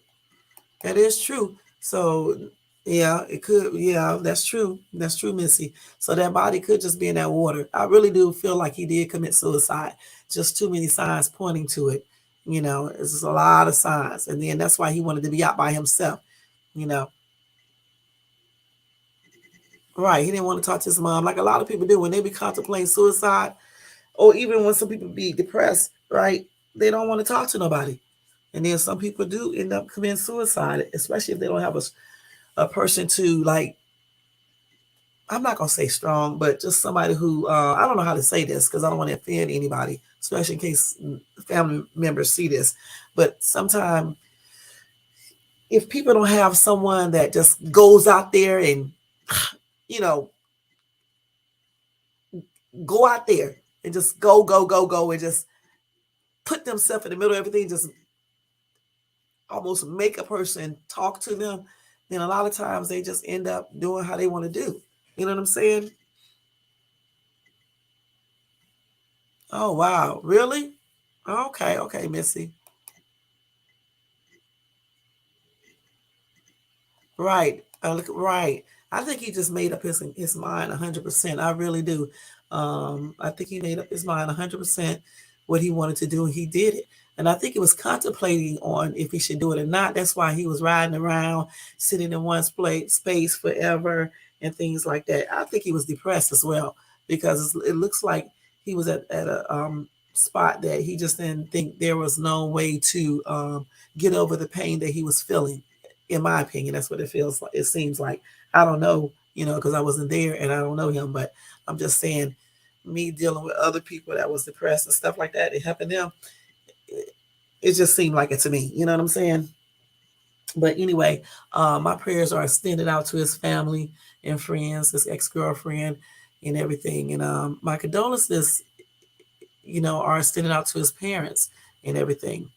Again, I don't know for sure if he did commit suicide. I actually hope he didn't. I hope he did leave to start a new life, like some people say, But I don't know. I don't know. This case right here looks like it just tells you basically what happens. You can just see it from all the clues and everything that he did. With leaving all this stuff, giving all his personal things to people, leaving a little text message to his best friend, breaking up with his girlfriend, just being out on the road by himself, um, you know, staying in certain areas for a long time, like he was thinking about something, you know, and all that. And then you can tell, clearly something was bothering him. He told his mom he would talk to her about it, but he never did.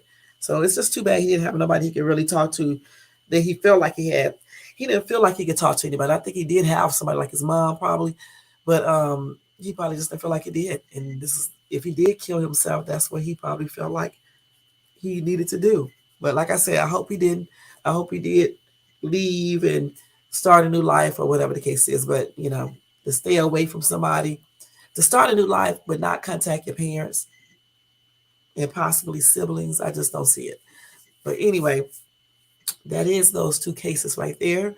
Again, my thoughts are with these parents and friends and family members as a whole. And my prayers are extended out to all of these parents and the people that are missing as well, if they are still alive and stuff. All right. So, y'all, what's your thoughts again on these two cases? Let me see what people saying in here. Okay, let's see. Yeah. But thank you, Elisa, for that one right there. All right. So, y'all, let's go ahead and do breaking news. Like I said, probably tomorrow. Well, I guess I could give you a little information on that lake. Wait, let me see what they talk about on this right here real quick, y'all. Or either I may just want to save that for tomorrow.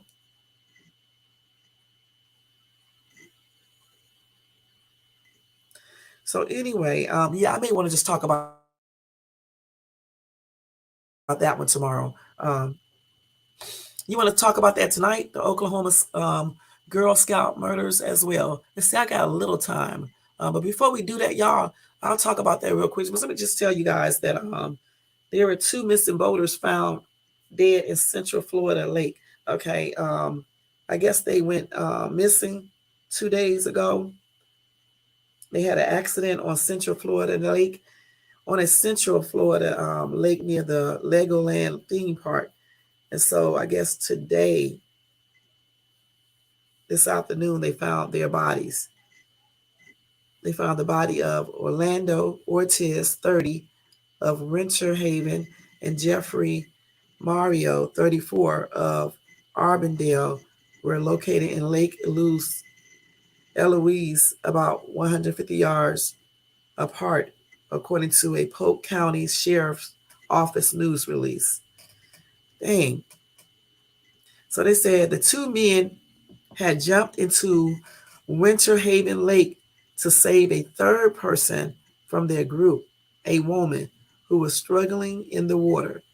The men became separated from the boat and had not been seen since Saturday evening. The third person, 38-year-old Becky Valaquez, was rescued by sheriff deputies who had been summoned when a 10-year-old girl on the boat dialed 911 on a cell phone. That child, an 8-year-old girl, remained on the boat as it drifted, and they were rescued safely by deputies aboard a fishing boat.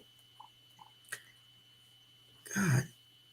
They said that the weather issues were compounded by inexperience on the part of the boaters who had rented the vessel for an outing that day. My gosh. Wait, y'all. So they took the boat out and really didn't know how to. They wasn't experienced enough, put it like that. So the water out there was rough on Saturday with 20 miles per hour winds and some whitecaps. Okay. And then the weather issues were compounded by the inexperience on the part of the boaters who rented the vessel for an outing that day. Ortiz was Valaquez's, or however you pronounce this person's name, boyfriend, and Mario was the father of the two girls. Winter Haven is about 50 miles east of Tampa. Gosh. So Legoland did put out a statement. Of course, they offer their thoughts and prayers to the family at this difficult time. My condolences to everybody who, all the family members who lost loved ones, and my prayers are extended out to them. That's sad, y'all. A whole boat trip turned into, well, I think they went to Legoland first, probably. But then they got, rented a boat or whatever the case is. And that whole fun time turned disastrous. I'm trying to figure out why they let them get out there in that lake anyway, if the winds was 20 miles per hour. Okay. I don't know what whitecaps are, but if the winds are 20 miles per hour, why would they let them go out there anyway? Okay. That's why I'll be playing around in that water. I really know. I don't be playing around in that water because I know how quick things can turn and you can be like messed up in the water. Yeah, we went on a boat. I think that was 2 years ago, but let me tell you something. We had on, I don't know if we had on life jackets or not, but I think we did. We did. I think so. And we was at the lake too, but we wasn't playing on that boat. It was sunny, no wind, no nothing. Just perfect day. And I think we did have on life jackets and stuff. And I got that on video anyway. I think we did. If we didn't have on life jackets, we had them nearby to put them on. I tell you that. And that's on everything. But yeah, again, my prayers are extending out to his family and stuff and friends. And my condolences are extended out to the family and friends as well. Yeah, that's sad. Let's see what these comments says. Somebody said, yikes, I used to live on a nearby lake. It can get bad out there. Yeah, those lakes can be like what, man? All that wind and stuff like that. Shh, please. I wouldn't be able to do it. Because again, you just can't be playing around with no water. I'm going to give out a couple breaking news and then we're going to go over this other story and then that's going to be it for tonight, okay? I'm going to go do a couple stories though, and that's it. Just a couple stories. Let me see. Wait.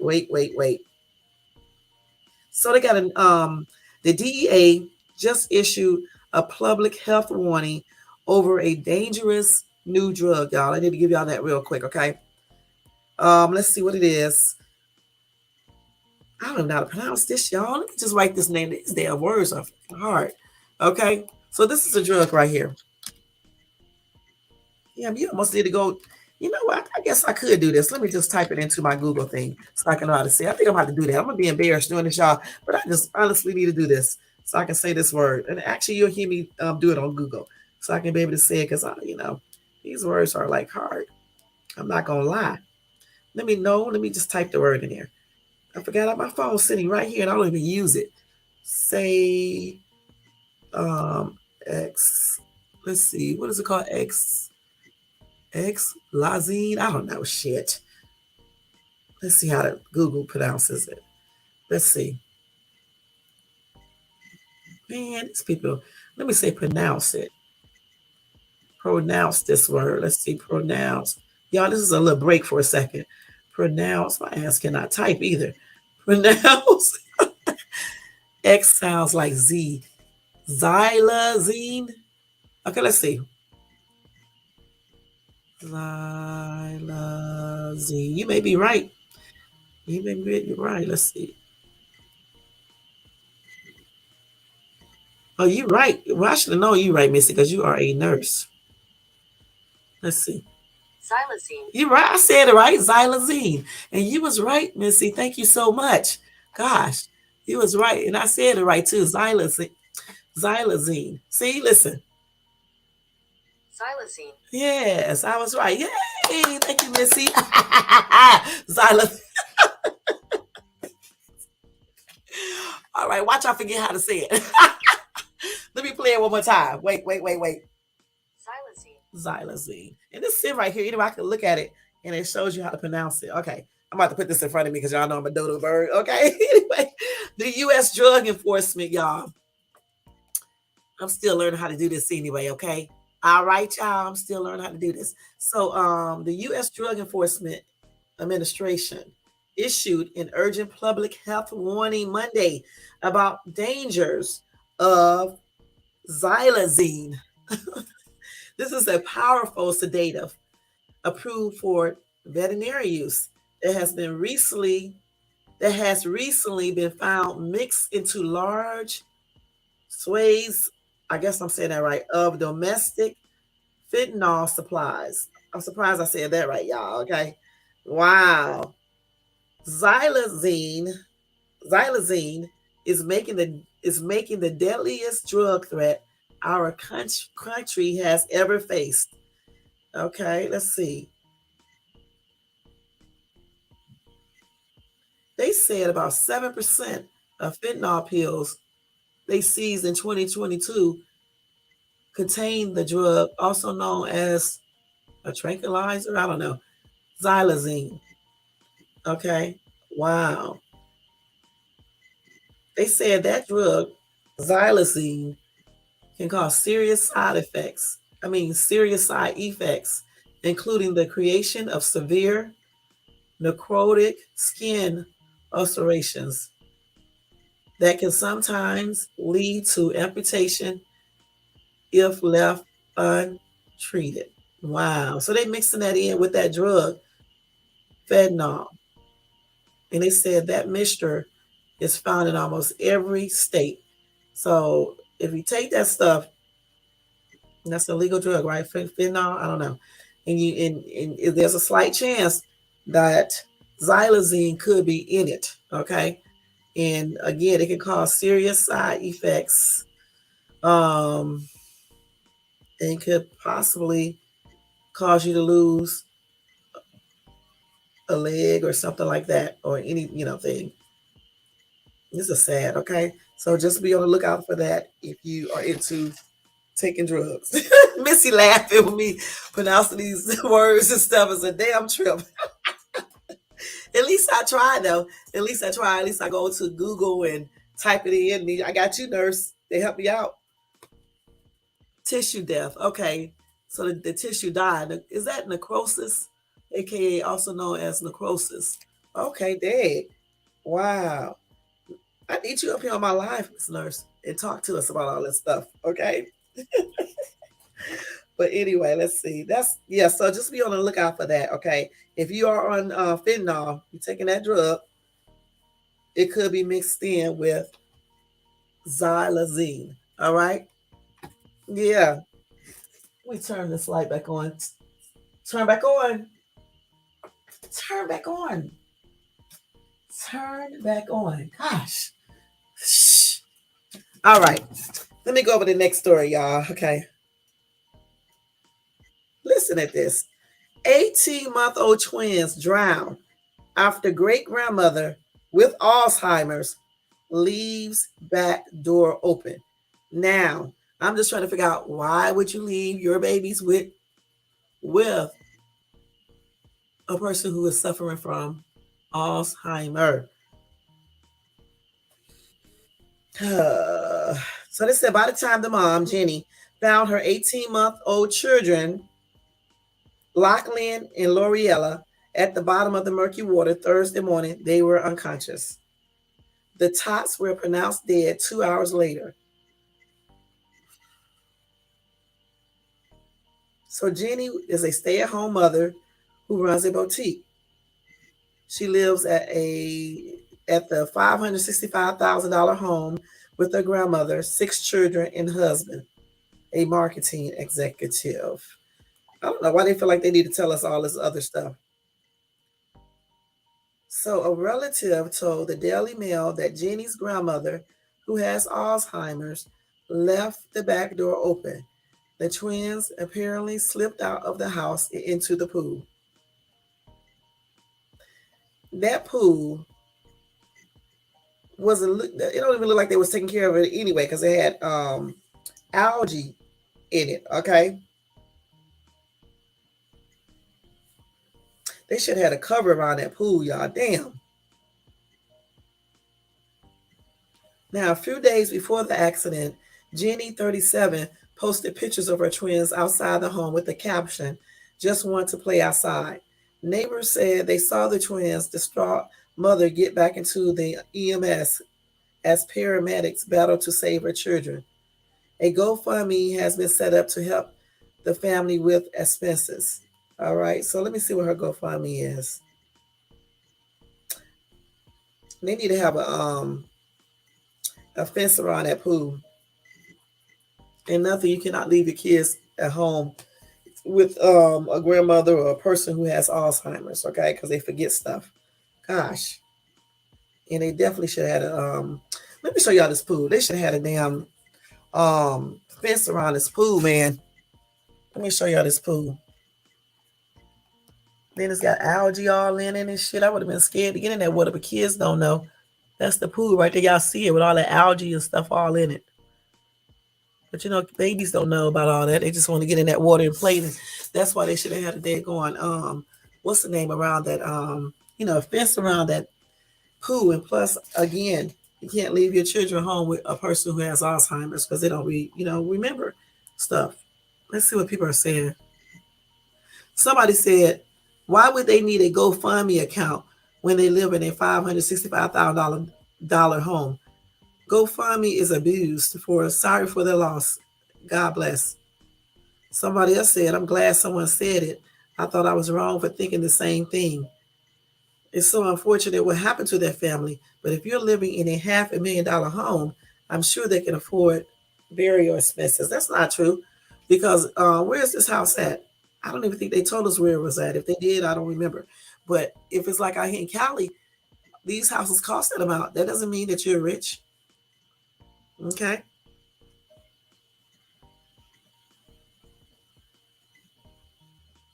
Let's see. Somebody said, I looked up the fundraiser. It was set up by someone close to them, not by themselves. It's only a modest $7,500 goal. I'm sure they have a lot of friends and family asking if they can do anything. It is no different than a church, neighborhood, or workplace fundraiser for a family who is going through hard times. The digital platform makes organizing these things easier. This is such a sad and tragic story. They will blame themselves forever. Somebody says, seems like they could afford a lock and gate or a live-in nanny with 6 kids and grandma as a child. Would at least leave doors locked with grandma, keep her from walking out getting lost. I know that's right, Missy. Gosh. So I say this right here. So the grandma with Alzheimer was left alone with those babies. Even if mom was home, the grandma is unfit to watch those kids, even for a second. No gate, no lock. The grandma can't forget the lock. No one emptied the pool over the winter. Okay. And then somebody said no one said grandma was watching. But the thing about it is, it should have been a fence around the daggone pool, point blank. Okay, for the kids' sake and for grandma's sake, because she has Alzheimer's. Gosh, yeah, I agree with Juan. He said, "I'm sorry, but thus I complete." I don't know what this is. I guess he meant, but this is complete negligence on part of the parents. You have small children living or staying with a grandma or grandpa that has pool. What that first thought should have been to secure the area surrounding the pool, fences and gates, alarm system systems. I mean, whatever the fuck, fences and gates, alarm systems, etc. These poor kids, may they be cradled in God's arms forever. Somebody else said you should read the article before commenting. They didn't live alone. Grandma lived there with him, left door open. Okay. So one said the parents live there with the kids. The pool should have been fenced and gated the moment those kids were going to be stayed or living there. I'm just reading this how they wrote it, y'all, how they typed it, okay? Tired of deciphering these messages. Molly said, no, Carolyn said, grandma is forgetful. She needs someone looking after her. They arguing back and forth on this thing, y'all. Okay, we done with that part. Oh, let me see. Oh, here's somebody tripping out. Somebody also, like somebody says, the home costs $565,000. Why in the hell would you set up a GoFundMe? My apartment cost me $616 a month. I live paycheck to paycheck. I had to set up a GoFundMe for my mother, and guess what? I only asked for the amount that it costs to be cremated. That's all, nothing else. If some food wants to donate to her, they really need to read the headline about how much her phone costs. Okay. Okay, these people arguing about the silliest things, y'all. Okay. Anyway, like I said before, my condolences are expressed out to the family and friends. And that's just what it is. And my prayers are extended out to them as well. I'm trying to see where this is at. Oklahoma. Okay, so they must have a little bit of money because Oklahoma is not like an expensive city, and 565,000 is a lot, for that area. So, but still, again, that doesn't mean they are super rich or anything like that. Now, the dad is executive or something like that. So, but still, it doesn't mean that they don't need any help. Point blank. Shit, in Oklahoma, I guess. $616, girl. Please, my rent is $23.60, and when you put the water sewer, I cannot talk tonight, y'all. And the trash with it, that's another $100 or some dollars. So the rent is what? What did I just say it was? $23.60. So you know, so $24.60, about $2,500. That's what I pay. And he paying $600. Let me move where he at. Shit. It's real cheap. Yeah, 6 children is a lot to keep up with. Shit. Especially for grandma, like I said before, I don't know if the grandma was keeping the kids or not, but the thing about it is that they should have had a lock on the door that automatically closes up when you come through it. And more importantly, just a fence around the damn pool. Even if the kids would have got out, they would have went to the fence. They couldn't got into the pool, okay? And locks on the gates and shit so they can't get out the gates and things like that. And cameras all throughout the place. You know what I'm saying? Because you got your mom there with Alzheimer's and all that. So you definitely need to put the daggone cameras all around the house and stuff so you can keep an eye on your mom as well as the kids. It sure isn't shit. Oh, girl, I know shit. Your ass would be I don't think you can live nowhere here for no $600. Not even renting a room from somebody. Because I remember one time, the house may belong to the grandma. You're right. Yeah, it could. You're right. I remember taking a friend to look at some houses. No, to rent a room, right? And shit, they was talking about $1,100 just to rent one little room, in 1,000 things like that. But yeah, anyway, that's sad though. It's still a sad little case, you know. These are the two little twins right here. They were super cute. Um, damn shame. Look at them. How cute. Okay, one more news story. Okay, right, that ain't shit. $616 is nothing. Shit. Hell, that's my what is that? Hell, I need him to shit. I need to do a GoFundMe, y'all. Shit, he complained about. Oh my God, these people be tripping me out on YouTube and stuff, and in these damn articles and stuff like that. This be tripping me out. $616 is not that much, okay? I wish I was paying 616, but people do run to GoFundMe too damn much, though. I'm not gonna lie, they really do. Damn, every damn time you look around, it's a GoFundMe for everything. Okay, shit. Just like them, y'all know what? It's just like here. Every time I go to a supermarket, at first I was believing their stories and stuff, and I think I gave them some money. But my son helped me to it, and my other daughters. They was like, you know what? Those people who be outside playing those instruments and stuff are faking. It always be this different people. They're not really. She said she don't think they really playing the music. She told me one day we're gonna go up there and request a song for them to play. Now they could be playing it though, but anyway, the thing is that I don't believe those people are homeless like they claim or anything else. I believe they just trying to get money from people. They be all over, y'all, in different areas and stuff. And you know they all working together. I heard that, Elisa. Shit, girl, y'all doing good. Your house is paid off. That's good. Shit. Yeah, we have shit. I'm like, damn, 20. Ooh, I don't even think it is a lot, but I don't be like it's a lot. You know, my soon to be ex be like, that's a lot of money you paying over there, you know, for this rent and stuff. He'd be like, the money that I give you, if you wasn't using for your rent and stuff in other bills, you could be having a lot of money if you live somewhere cheaper and stuff. And I was like, yeah, I know that. But the thing is that we want to live out here. So therefore that's where we at. You know what I'm saying? We don't want to live other places. We want to live right out here. And that's why we're out here, okay? Because we're trying to reach a goal and stuff. So of course I can move somewhere else and it would be cheaper to live, and the money he gives me and stuff I will be like in the house. But you know, we chose to live out here, and that's the price you have to pay. You know what I'm saying? We out here for a reason and stuff. Now they all high and shit.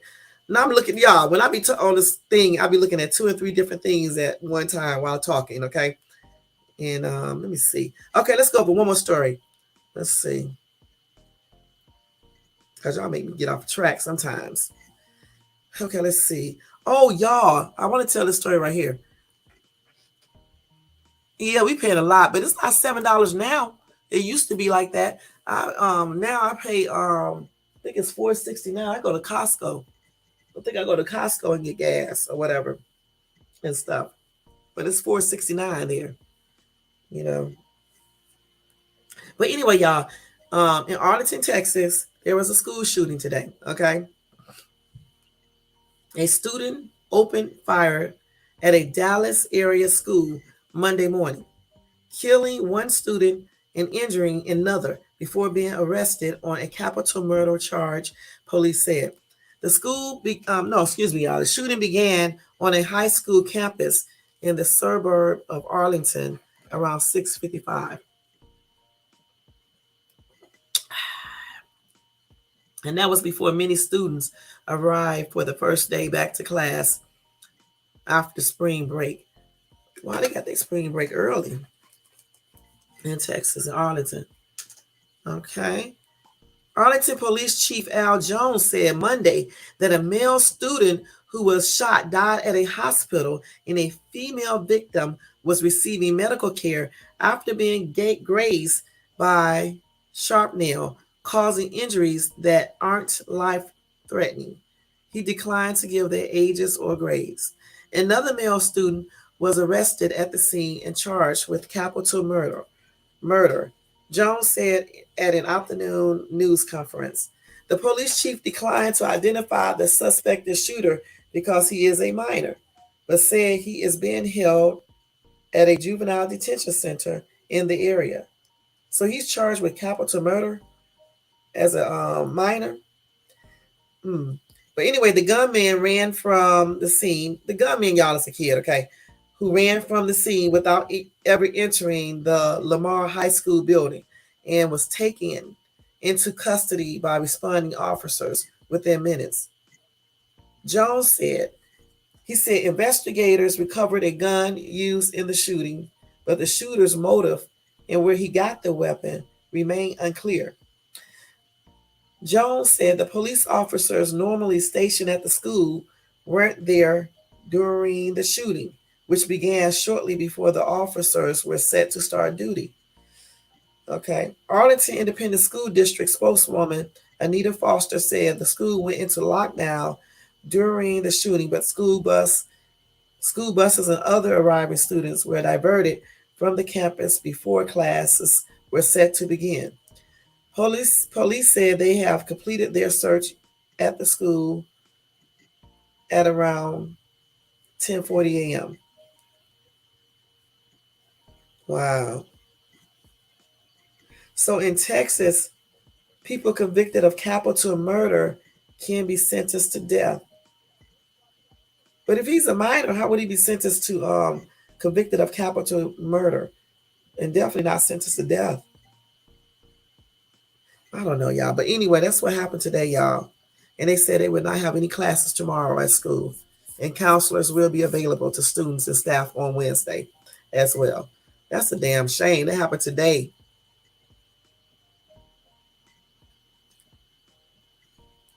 That is crazy.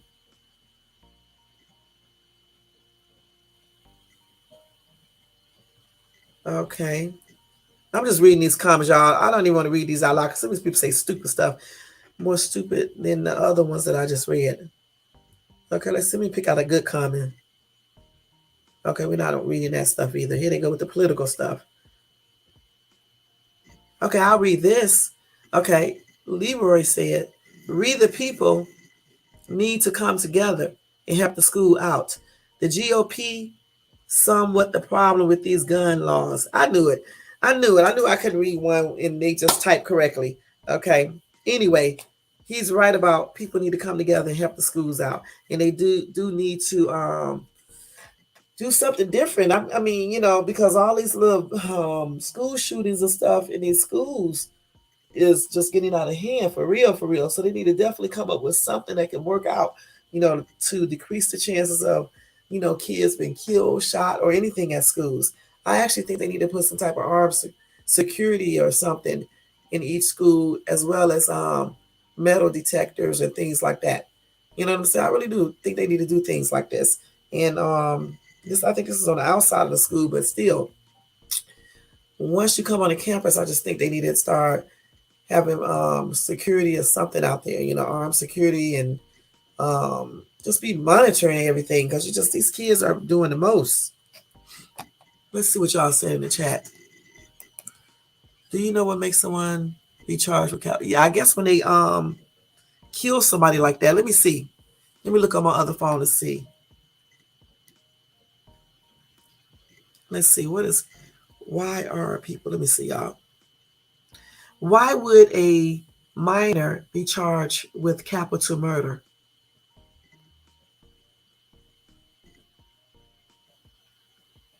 Well, when a child is charged with capital murder. What happens when a child is charged with capital murder?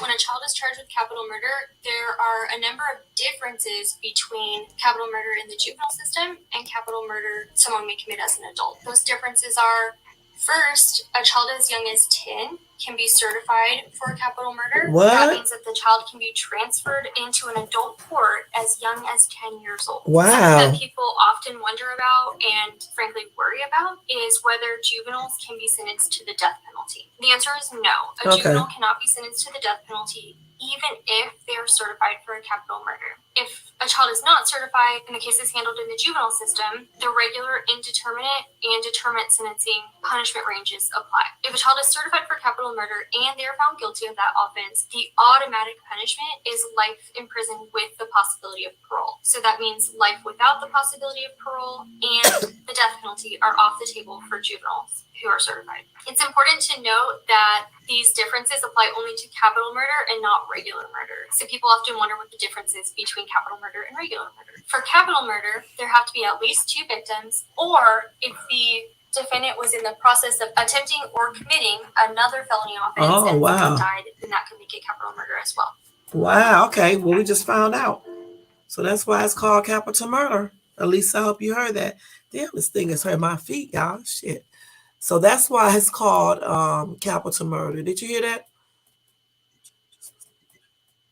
Yeah, it never has. They never do anything. They talk, but they don't really do anything. And that's just how it is. They don't never do anything. You know what I'm saying? The same old thing over and over again. Let's see what you're saying. They may charge high, but charges may decrease after further investigation. Could. But like she just said, the child won't be on a death penalty or anything, just be life in jail in prison without the chance of parole, or maybe with parole sometime in the future. But do y'all think that would be fair though? Since he is a kid? And I don't know, because it just depends on how old the child is, because if the child is 17 and over, they know what they're doing. Actually 16, they know what they did. Okay. They know what they did. But I don't know if that would be 100% fair for the child to be in prison for life. Okay, for something that he did when he was 16, 17, or 18. You mean to tell me 25 years from now he should still be in prison for life for something he committed at as a minor?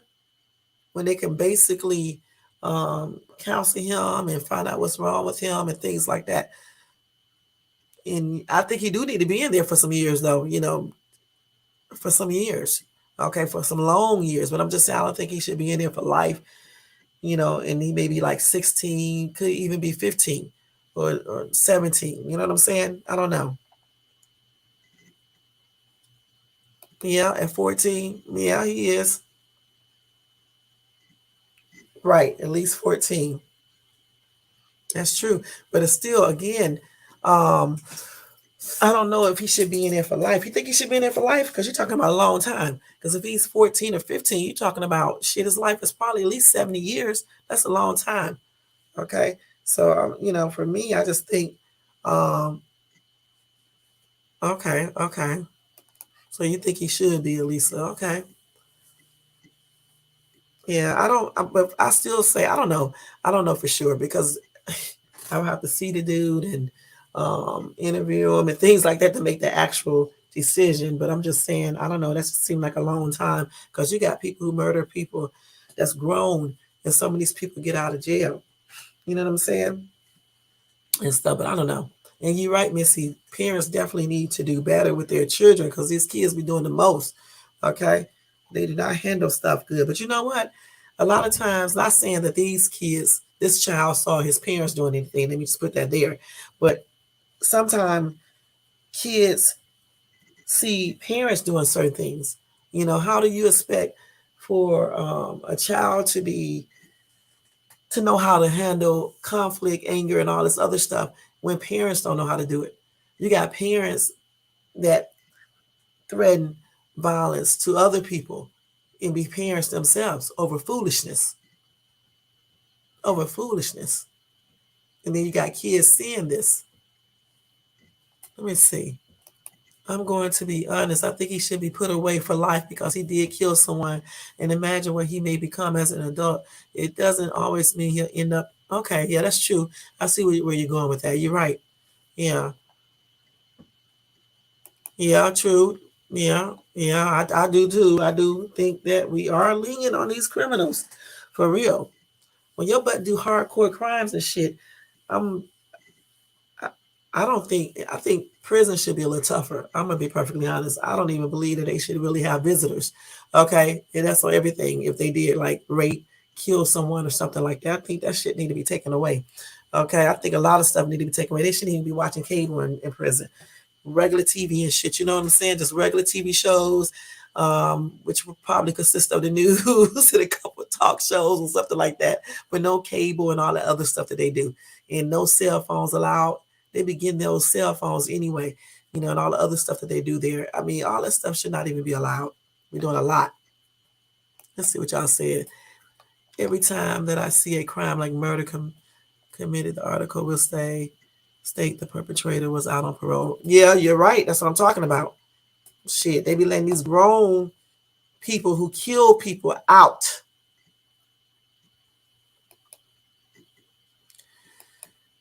But I do think he would get out one day and won't be put away for life. I don't know, because of his age. Yeah, I mean, like I said, he probably need to be doing about 30 or 40 years, maybe 50 years in there. But if he's still gonna be old as shit if he got out. You know what I'm saying? 50 years in jail is a long time, girl. Shit, 40 years in prison, I mean, it's a long time. Hell, 30, 20, can you imagine? Shit, and then he's young and stuff, and right now he be in detention, right? But when he get 18, they'll put him in a regular prison. That's going to be messed up. That's going to be messed up. True. Some of them do. Yeah, I think we are too lenient with these criminals and shit. That's why so many people do crimes all the damn time,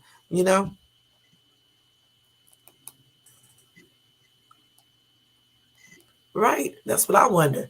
Shit. Right. Allegedly. This is everything in this video is allegedly. When when we're talking about this type of stuff right here, this is tripped out, y'all. Your kid could be put away for life, but let's see. Okay, but you have to self-reflect. Did I do something to cause this? But then again, the environment affects kids as well, not only the parents. But still, ultimately, it's the parents' fault, though, okay? Because the parents is the one that shows a particular environment to their kids from the start, okay? Even if your kids get into a tripped out environment, if you're doing the things that you need to do at home, in the home environment, a lot of times they know how to steer away from certain negative things. Now some kids still do certain things, but I'm just saying a lot of them don't. And I think I can say this because I have a bunch of kids, okay? And all of them did pretty good, because I didn't play all that stuff. I still think, again, that it starts at home. You got to try to really do the best that you can do with your children, because there are a lot of influences out here with social media, with school, with peers, with other grown-ass people doing the most, especially on YouTube. There are a lot of things that kids see and learn from. But ultimately, I think it's up to the parents, okay? The parents and how they school and, raise their children, point blank. If you don't know how to handle conflict yourself, how can you teach your kids how to handle conflict? I see big grown-ass men. I had to get some water, y'all. I see big grown men out here trying to kill each other over stupid words, over foolishness. Okay, over foolishness. You're right. You can be there's no such thing as a perfect parent, but you can be a good parent and your kids can turn out like this. That's why I say it takes more than just being a good parent.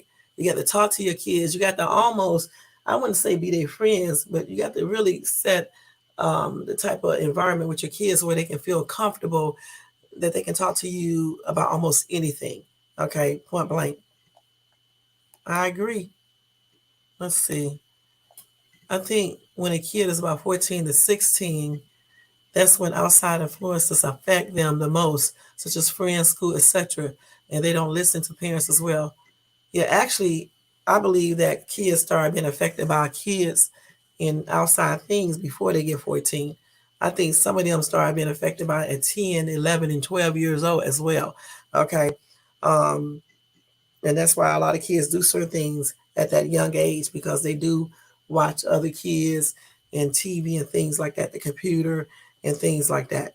So again, I still say parents need to concentrate more on raising their children versus some of the things that some parents concentrate on. And then plus you have to lead by setting a good example yourself. Okay. If you don't know how to handle conflict, how do you expect your children to know how to handle conflict? When you're in a household, you see daddy beating the crap out of mom, or mom slapping dad upside the head, over foolishness, over anything, period. What do you expect? Okay. Or if you're at home getting high and shit with your kids, and they know you get high and drinking shit and doing drugs, what do you expect? Okay. Or if you're at home with guns all over the damn place, telling people you're going to shoot everybody in the world over foolishness, what do you expect? Okay, so it's a lot of things that parents do at home that encourage children to be as to be like they are. You know what I'm saying? Point blank. Let's see, you should raise them in a way where before they make some stupid decisions, they wonder what their mom and dad will say or think. Also, you need to raise them. I agree with you, Elisa. You also need to raise them and let them know what can happen if you make certain decisions, okay? And also show them ways to deal with certain things, okay? This is why a lot of kids do certain things like suicide, or try to commit suicide, or cutting themselves, or taking drugs or alcohol, or just doing all types of stuff. This is why they do it. So I think that the parents should do what you just suggested, Lisa, as well as let them know what the outcome would be, show them how things that they can do if they come in contact with certain things, and just basically be there for their children. Now, some kids, I believe, are just straight up bad seeds, okay? But, I'm talking about regular kids right now. Right, don't bring shame to your family or to yourself. Who the hell want to spend eternity, not eternity, but who in the heck want to spend years in damn prison? Who? You got to be pretty lame to want to do that. You know what I'm saying? And if you commit a crime like killing somebody, more than likely you are going to get caught. And therefore you are going to go to prison. So why would you want to have a life in prison? Especially brown people. Okay? Okay, because a lot of brown people are always talking about racism and stuff, but shit, if you get incarcerated, don't you think they can really they can do their racism more effectively if you're in jail or in prison? Shit, it just doesn't even make no sense to me. Why would you want to be locked up? You know what? Some people trip out when they are told what to do by their husband or wives. So why would these same people want to be locked up so they can be told what to do by some damn what you call them, people being in jails, in prison, one of those officers? Why they're gonna tell you what to do when you're in there? It doesn't even make no sense when you think about it. If a man gets mad because a woman is telling him what to do, why in the hell would he want to be locked up inside of a damn prison where other grown ass men are going to be telling his grown ass what to do, when to go to bed, when to get up, how long you can go to take a shower, all that bull crap. Why in the hell would you want to be in a cell locked up with someone and you got to defecate, and then you got to worry about defecating in a fucking cell with another person smelling you, and this is just gross and things like that. You don't even have no privacy. And why would a woman want to be locked up in prison when she's on her missus and shit? She got to be doing all this stuff in the around her cellmate. Who wants to do that? That is crazy. People don't think before they start doing these weird crimes. Now, certain things like self-defense, or somebody messing with your children or your family members, hey, you may have to take a chance. But I'm talking about when people do other crimes that don't even make no sense. So like I said, people got to think about their actions and teach their kids about that as well. And also realize when your children are going through things, if you make them comfortable enough anyway, a lot of times they'll come and tell you anyway. And then not only can you just sit there and listen, you got to help them solve the problem. You know what I'm saying? Like when my kids was going to school, my other kids, when they was going to school, like my other daughter, and somebody would pick up with her on her or something, shit, my ass went up to the school and solved that problem. You know what I'm saying? I wasn't like these parents and shit. And if the stuff didn't stop, guess what I do? Take their ass out of that school. I didn't play. Okay, I didn't play all that shit. I take them right out of that school. Let's see what y'all say. I don't think they know about the consequence. I know they don't. If they do know, they don't care. Actually, they do. It's just the way you have to do it. Like, for example, if somebody comes to your house and they're knocking on your door, right? You don't go. You can say who is it, all that shit, but you don't let them in the house and then try to kill, use self-defense. Okay, you let them come on through. Let them come through on their own, and then that's when you can practice self-defense. If you open the door for a person, you're inviting them in. Okay, even though I don't agree with if you open the door for them because you can do it by mistake.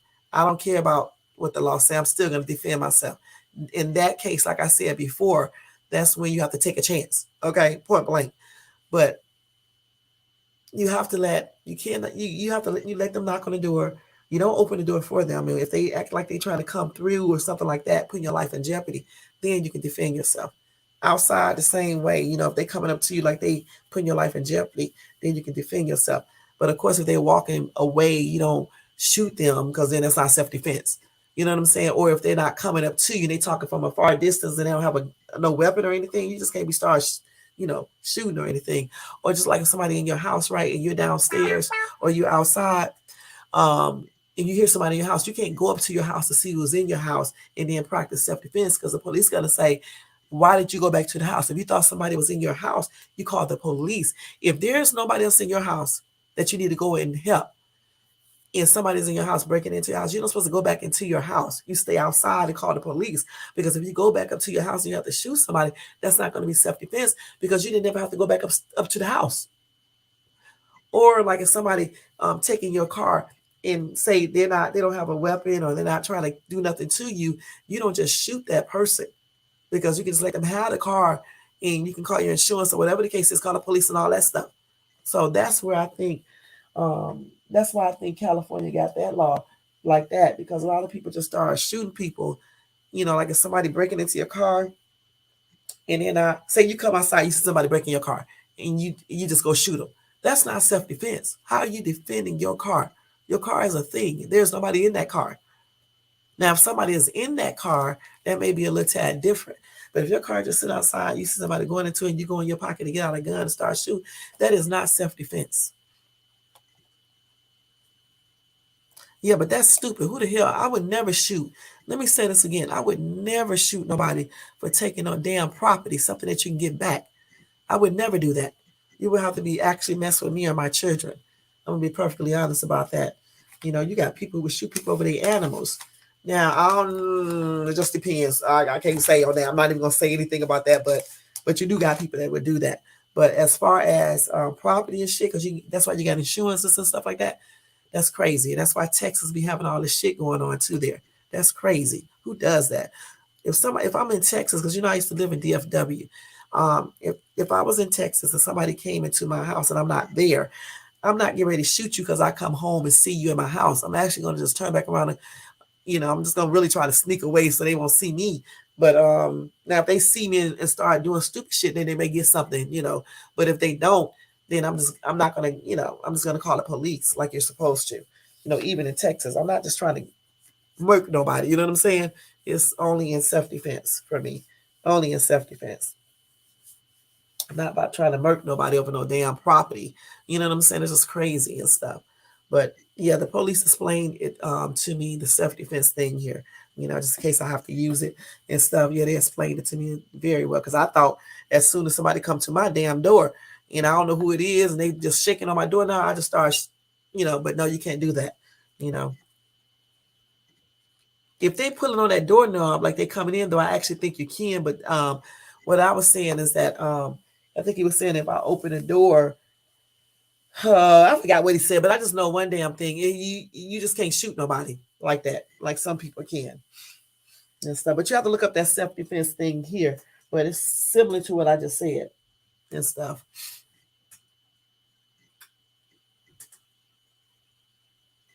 I don't know if you are, but you can use other things. Shit. Like I went into this store and it had the stun gun, but I would never get the cheap one. I would get the more expensive one because I think it shoot out more whatever electrical things more at a longer a farther distance, I believe, And shit, I'll do that shit over and over and over and again and over again. Your ass will be having a heart attack. No, I'm just playing, y'all. Okay, I'm joking. If you but yeah, I believe in having many type of self-defense things that you can use. I really do. Okay, if you can't have a GUN, I believe in getting other things to use. Okay, point blank, whether it's a powerful stun gun, some bear spray. Forget that pepper spray because that shit don't do shit. You got people who do crimes and things like that, like rape and shit. They practice with that damn pepper spray. You know what I'm saying? But that damn bear spray, shit. Okay, so it's a dude who told me forget the pepper spray. I think he was a military dude. He said get the bear spray. And then this other dude told me he got this other stuff that he can concoct that they use in the military. I was like, nah, dude, but it's illegal. I was like, nah, that's okay. That's crazy, boy. These people be coming up with some weird stuff. But the bear spray, somebody said use that, okay? Because that girl who I wanted to talk about, I forgot her name, she used pepper spray and still got kidnapped, raped, and beaten or something. I can't remember what they said. So fuck that pepper spray. Use that pepper GUN with them BULLETS. Let me stop y'all. Semi. Use that semi. Okay, you can do that automatic too, but the semi is good. Just like, you know, you one. Okay, that's what you can do. You know what I'm saying? You know, so yep. Or you can, like I just said, get you some bear spray and other things, okay, to defend yourself, point blank. You know, that's what it's all about. Being smart, being prepared. You know what I'm saying? If you can't use one thing, you got some. I believe in having a bunch though, because if one thing you can't get to, you get to the other thing. You can't get to that, you get to something else. You know what I'm saying? It's just like, you know, have a lot of things right there waiting, you know, on you and things like that, just all around. y'all so silly. Before I moved to Atlanta, boy, people thought I was nuts because my ass would have stuff everywhere for real. Okay, I mean for real. I mean everywhere. All right, but I still do because I don't be playing. I don't be playing. I follow the laws, but I don't be playing around. I'm gonna be perfectly honest. I ain't gonna even hesitate. I'm not gonna hesitate because if I would have hesitated back in 2019, no telling what that dude would have did. I don't got time to be hesitate. Shit, I didn't even have a chance to get no weapon. I use my car as my weapon. I use other things as weapons too, because I don't be carrying y'all. I don't. I use whatever I got as a weapon, and that's one thing they teach you in self-defense. If you don't have certain things, you can use other things as a weapon, and you need to know the areas where you can really F somebody up, regardless of your size. You know what I'm saying? You have to know those areas. I'm telling you, because you know you just got to, you know. And it can get you out of situations. And also, you got to use common sense. Don't be out in the dark and shit, walking all around like you're a dodo bird because you get mad. You get mad at somebody or jumping out your boyfriend's car and shit because you're mad at him and it's dark outside or very early in the morning. That's stupid, okay? Or going out to the fucking woods like an idiot on a hike and know good and dead going well that you can become missing or some pervert or anything could be out there. You don't know what's out there. What's wrong with y'all? You know, if a wooded area or forest or whatever has a lot of bad things around it, why would you want to go visit that anyway? And it's just say if you did go visit, why would you go deep out into the woods? Why? I don't even go off of the trails. I don't go deep into the woods. I don't care what people say. Okay, I'm not doing that. Okay, period. Meeting up with people online and shit, and you don't even know what they're about. You don't do no damn type of background check, no type of checks. You just go meet these people, whether it's a woman or a man, because they look good or because their body look good or because they got money or whatever the case is, or because they make you laugh. Who does this? You got to check out people in this day and time, regardless of what people think, you know, because look, I'd rather be looked at as crazy than to be looked at in an obituary, okay, or in the hospital. You got to check out people these days, whether it's a man or a woman, no matter what color they are or anything else. You just got to. And I'm for real. You can't just be hooking up with people. Even when you meet people on the street, you need to check these people out because you don't know what you're getting into. Shit. People be looking like they are decent. They be having good careers. They be having nice businesses. They seem like they nice and be damn total maniacs and be doing the most. And you certainly got to watch people when you have children. These women bringing men around their houses and shit around their little girls, their little boys. Child, I used to always say, if any dude touch any one of my children, they're going to get themselves hurt. And I meant that. I I remember my mom saying that, and I picked that up from her. And I was like, you know what? I say the same daggone thing. So therefore, I don't bring people around my children, point blank. You know what I'm saying? Because you never know. And there's just a lot of things we have to do in this world today, and people need to start doing it. Right. These people be still meet people online and shit. And if you do meet people online, you need to check them up. I mean, check them out. And they'll be going to those secluded areas and shit. You really can't go nowhere with these people these days because I'm gonna tell you straight up, nobody cares. You know what I'm saying? Somebody can be grabbing you right there in front of everybody, and they will think it's your boyfriend, and it's okay. And they don't want to get into it. They don't want to get involved. So shit, please. That's why I stay strapped. Okay, strapped with something, whether it's G or whatever. I'm gonna stay strapped. Okay, because I don't got time to be playing with these people. Point blank. And you can come around me if you want to act stupid. And that's on everything. And I'm going to buy me another. I want this, something else, this other thing. It's pretty too. I want it in the, I was going to get the pink one, but I changed my mind. I want a fucking pink. I want something more masculine. You know what I'm saying? Something that look like I don't be playing around. Forget that pink shit, that cute stuff. Okay. I don't care about all that. Okay. And stuff. So yeah, that's what I'm going to get probably in a couple more weeks or so and stuff. I ain't got time to be playing. And then I'm going to the range. Psh, psh, psh. Sure am. So I can have a perfect aim, target, everything, aim, so I can know, because I know my ex was telling me that they was taught to aim for certain places, just like police officers are. Okay, so when I go to the range, I want to be taught to aim just at those places as well, just in case of self-defense type things. You know what I'm saying? Because I don't believe in taking out any type of weapon unless you're going to use it. I don't even like people know anything that I have. I like it to be a surprise. You know what I'm saying? A surprise. That's why when I'm out or anywhere else I am, I always carry myself in a classy way. I don't never be acting crazy or anything else, because the thing is, I like to keep people surprised. Okay, they think they can do stuff to you, they're gonna find out something else. Just like that dude, he thought I was one of these chicks that was all so girly, and I don't know what he thought, but I bet you one thing, he found out that he was wrong, and that's on everything. And my ass is brave because I definitely called the police, because I'm not one of those people that runs from anything like that. And I did just what I was supposed to do, and nothing happened, because it was straight up self defense, and that's what it's all about. And that was here in the state of California, Lisa. That's why I know you can practice self defense if somebody actually put your life in jeopardy. I didn't even have to get arrested. I didn't even get anything.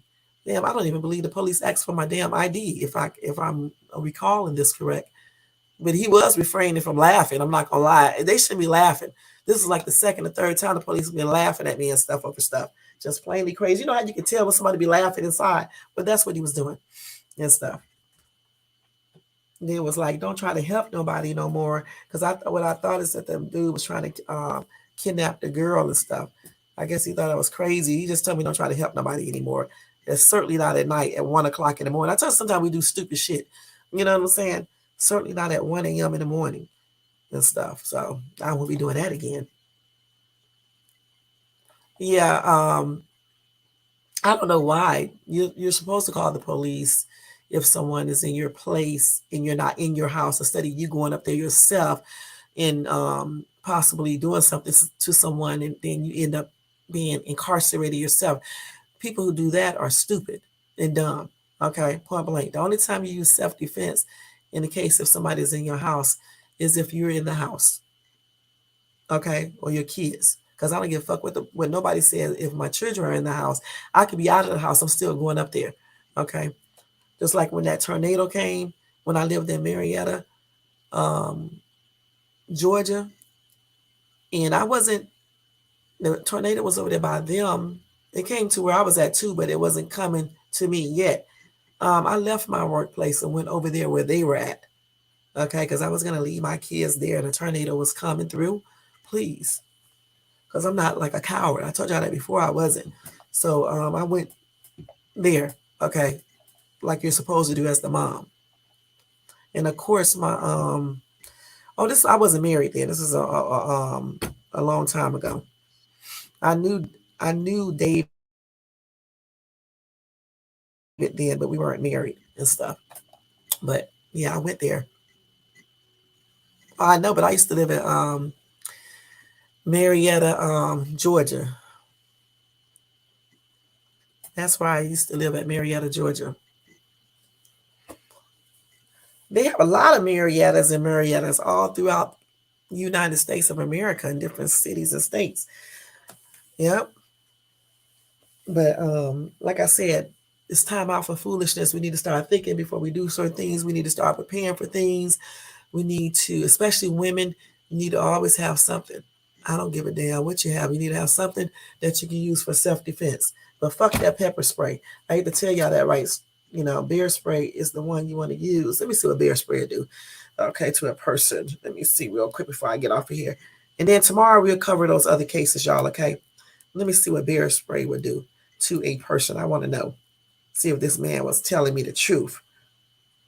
Because, you know, you can't spray it on yourself to test it out. So, you know. What will bear spray do to a human? I want to see. Oh, shit. Yes. Yes. So if you spray bear spray on a person contaminated with bear spray will experience the mucous membranes of the eyes, nose, and lungs to swell and be irritated. The eyes will involuntarily close and tear. The nose will run profusely. Coughing will result. Good. And that'll give you enough time to run away. Okay? It'll definitely deter damn bears. Okay? So shit. It definitely deter a person too. Let me see what they say. A lot of people ask this question. Let me see. Semi-annual tactical training course I was required to complete for my job. Okay, it is unpleasantly and disabling. The point of it was attempting to desensitize ourselves. It's a part of the person. We already know they do this. Okay, let me see what did they use though.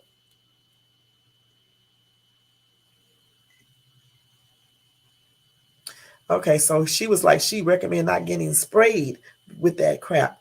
But if you spray it on somebody who's messing with you, that may be a good thing. You know, if they're messing with you and trying to do something violent to you, that's what I'm talking about. You don't just, like you get an argument with your boyfriend, you don't spray them with no bear spray. That's stupid, okay?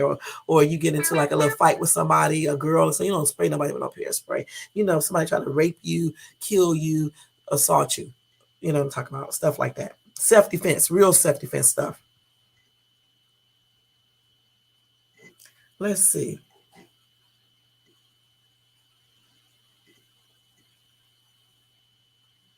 Who want to get sprayed? This boy keep on leaving me all these damn messages. Let me see. I want to see some more comments on bear spray. Jim Howard, answer that question. Let me see. Using bear pepper spray. What? Let me see. I had amazing domestic a few years ago involving bear spray. It was between two droppers. We have arrested a ton of time. The woman was mad because her boyfriend was taking sex payments. The doper boyfriend refused to argue. Let me see what they're saying. Where's your boyfriend?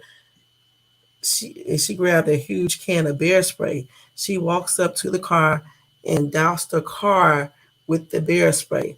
The stuff was so potent that even with the car sealed up tight, the doper boyfriend immediately vomited all over the inside of the car. He was falling, crawling away, hacking and vomiting, the entire thing. He wasn't even really exposed to it, and it messed him up. They say stay far away from that stuff. Yeah. See, I told y'all. I told you that bear spray, don't be playing around. Fuck that pepper spray. People train with pepper spray. Okay, like police officers do. People in the military, they put it on them in basic training. Okay. Other people train with pepper spray, you know, like when they want to do crimes to women and stuff like that, because they know a lot of women carry pepper spray. Forget that pepper spray. Allegedly, I'm not telling y'all to use bear spray either. Okay, let me do a disclaimer. My disclaimer is that I'm not telling you guys to use bear spray or any other spray or GUN or any other weapon. I'm just talking to you guys for entertainment purposes and letting you know the things that I might use allegedly. Okay, there you go.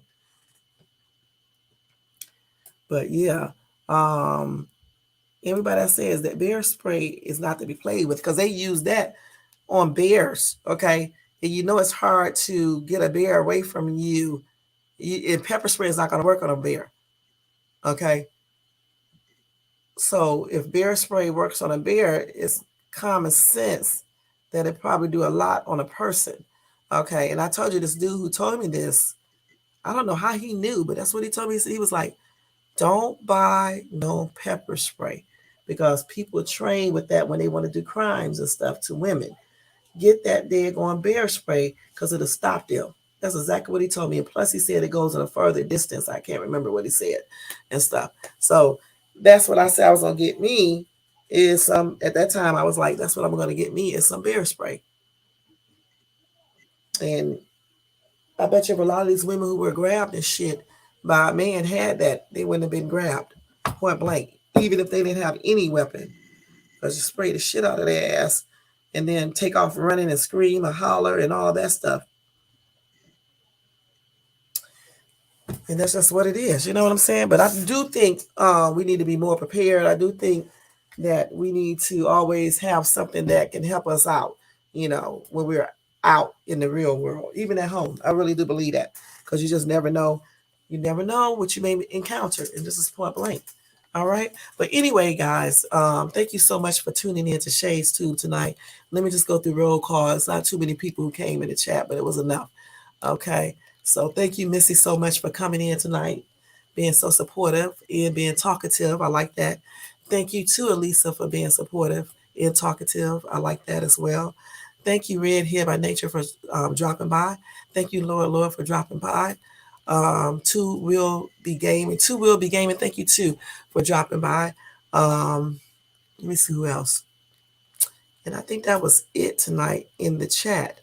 You know, thank you to everybody in the bushes too. Okay, thank y'all so much for tuning in. Again, another disclaimer: all our opinions in these regarding these cases are just our opinions. Everything is allegedly.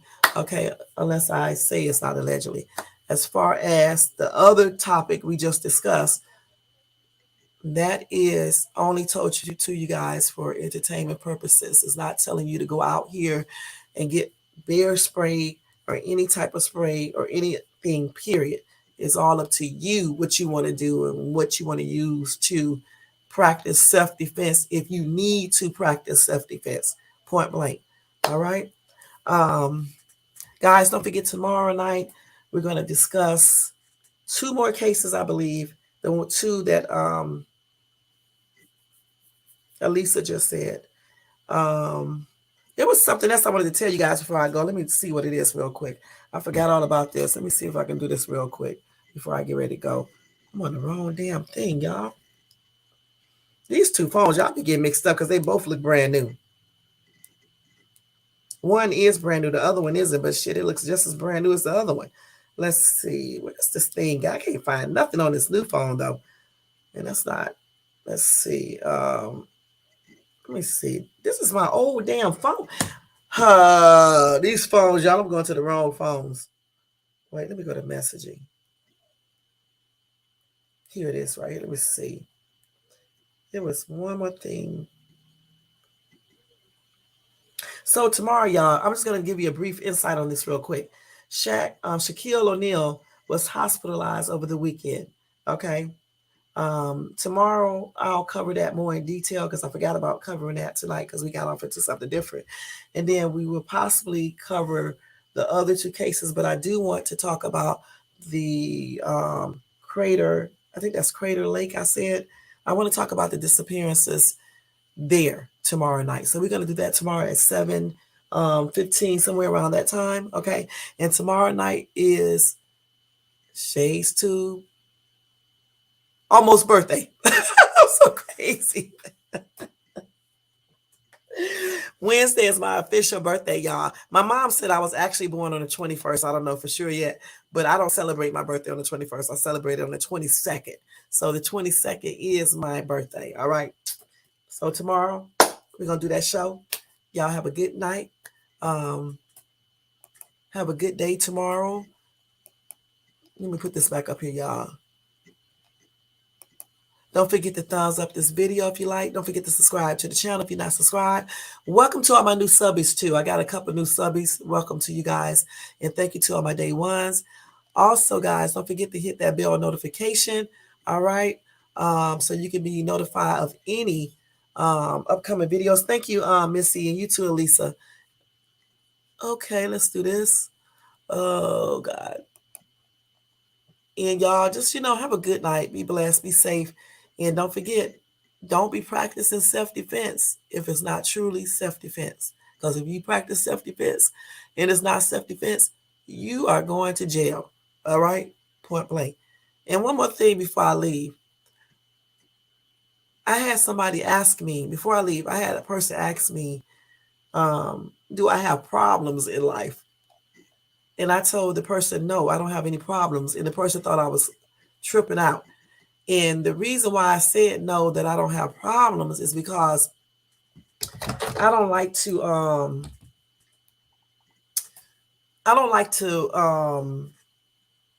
say that I have problems, okay? Because I don't look at problems the way other people do.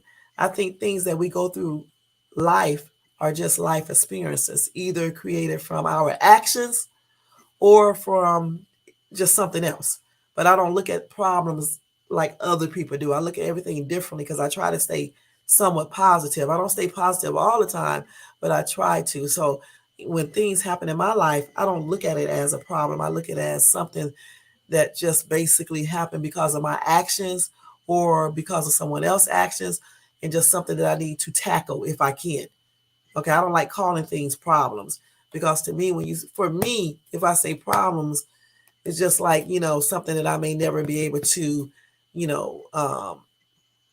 rectify, something I won't be able to make better if it's a problem. And certain things in life for me too are not problems either. They're just like, like for example is if my car break down, some people say that may be a problem. For me, I don't call that a problem. The car is breaking down. I don't call it a problem because I don't look at it as a problem because I know that I can get it corrected. Okay. I just look at it as something that happened probably because of my actions or something that I didn't do, or maybe the car place sold me a car that has a defect. Much like this damn cell phone. This cell phone could be a problem if people look at it like that, but it's not a problem to me. Okay. It's not a problem for me because look, I'm going to do a couple things. Either I'm going to take this daggone phone back to T-Mobile and give it back to them. I don't care about that thing that I had because it expired the other day, but they made it. They told me to take the phone back home to see, and I'm going to go back to that. Okay. Or either I'll let them fix it, or either I'll just keep this phone and don't do anything. So that's why it's not really a problem for me. And for me, I just feel like when people are always talking about they got problems and all this other shit, they're just opening up the door for a lot of negativity. Okay. And also to me, it's like you're giving in to these things as well. So that's why I don't look at stuff as problems. So if you ever ask me, do I got a problem? I'm going to be like, no, I don't got no problems. Not saying that I'm perfect or anything else like that. I'm just saying I don't.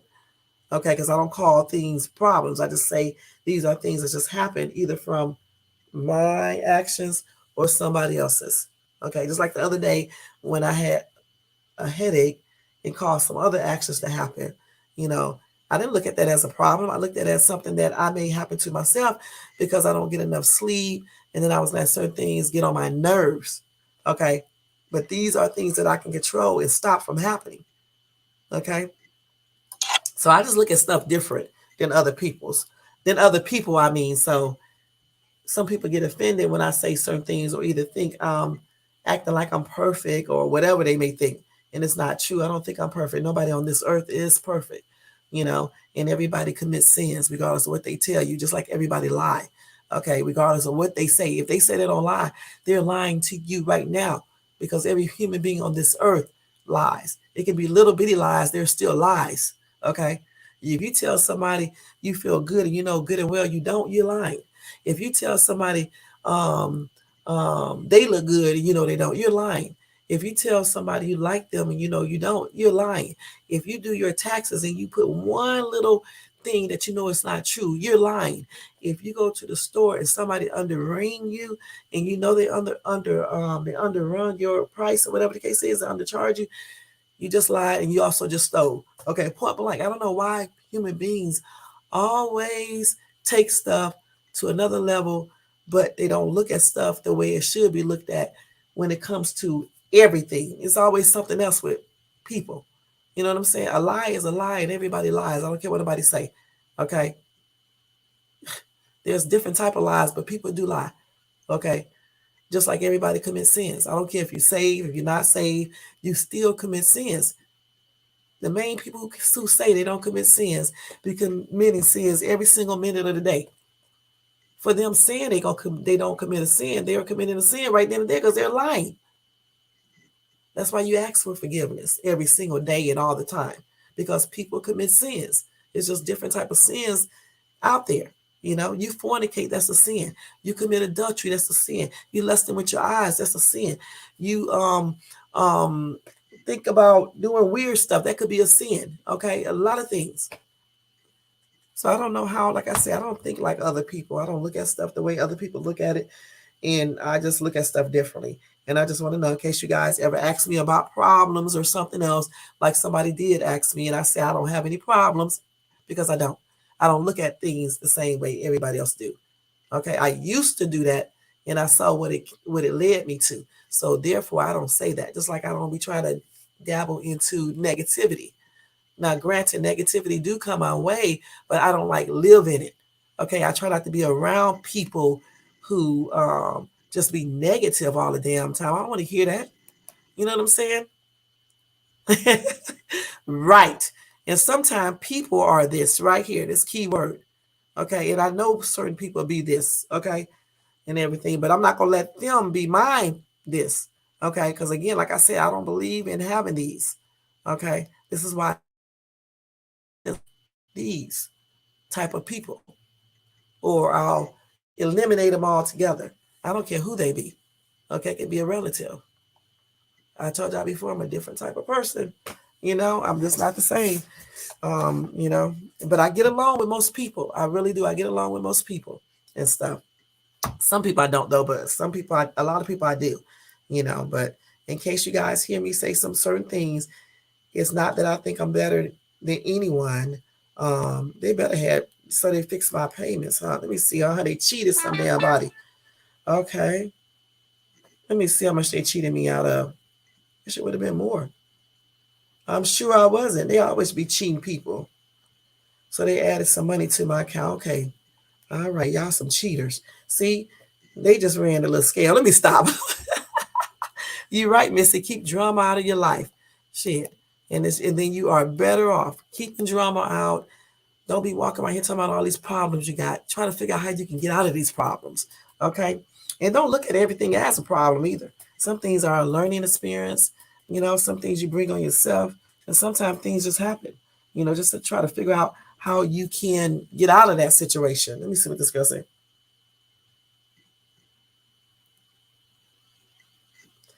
Okay, girl, let me see. Just one.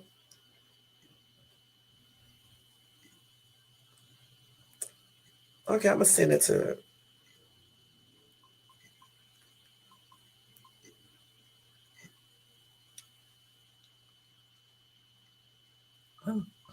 Let me just write this message real quick, y'all, before I get out of here. Wait. Let me see. Damn, I cannot type. Let me see. I cannot type for crap.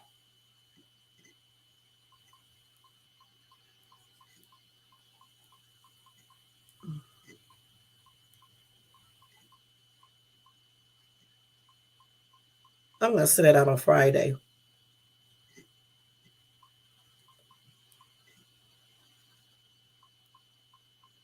Okay. So if Neek is in the bushes, I'm going to go to the store sometime this week, okay, and get that for you. If I can, I'll get you two, because you always need more than one, just in case the other one's here, okay? So I'll get you two, and then I'll send it out to you, all right? It is going to be, I'll probably send it on Friday, because I'll be busy, and I got to go back out to the place and stuff. And so I'll send you two of them, and it'll probably be Friday when I send it, so you probably will get it sometime next week, all right? If you're in the bushes and you're listening. But anyway, y'all, we'll finish talking about that tomorrow because I got to get out of here. You guys have a good night. I'll see you tomorrow. Take care. And don't forget, don't be walking around here talking about problems because you don't really got problems. Okay? You just got some things you went through and you just need to figure out how to get out of it. Peace out, y'all. Y'all have a good night.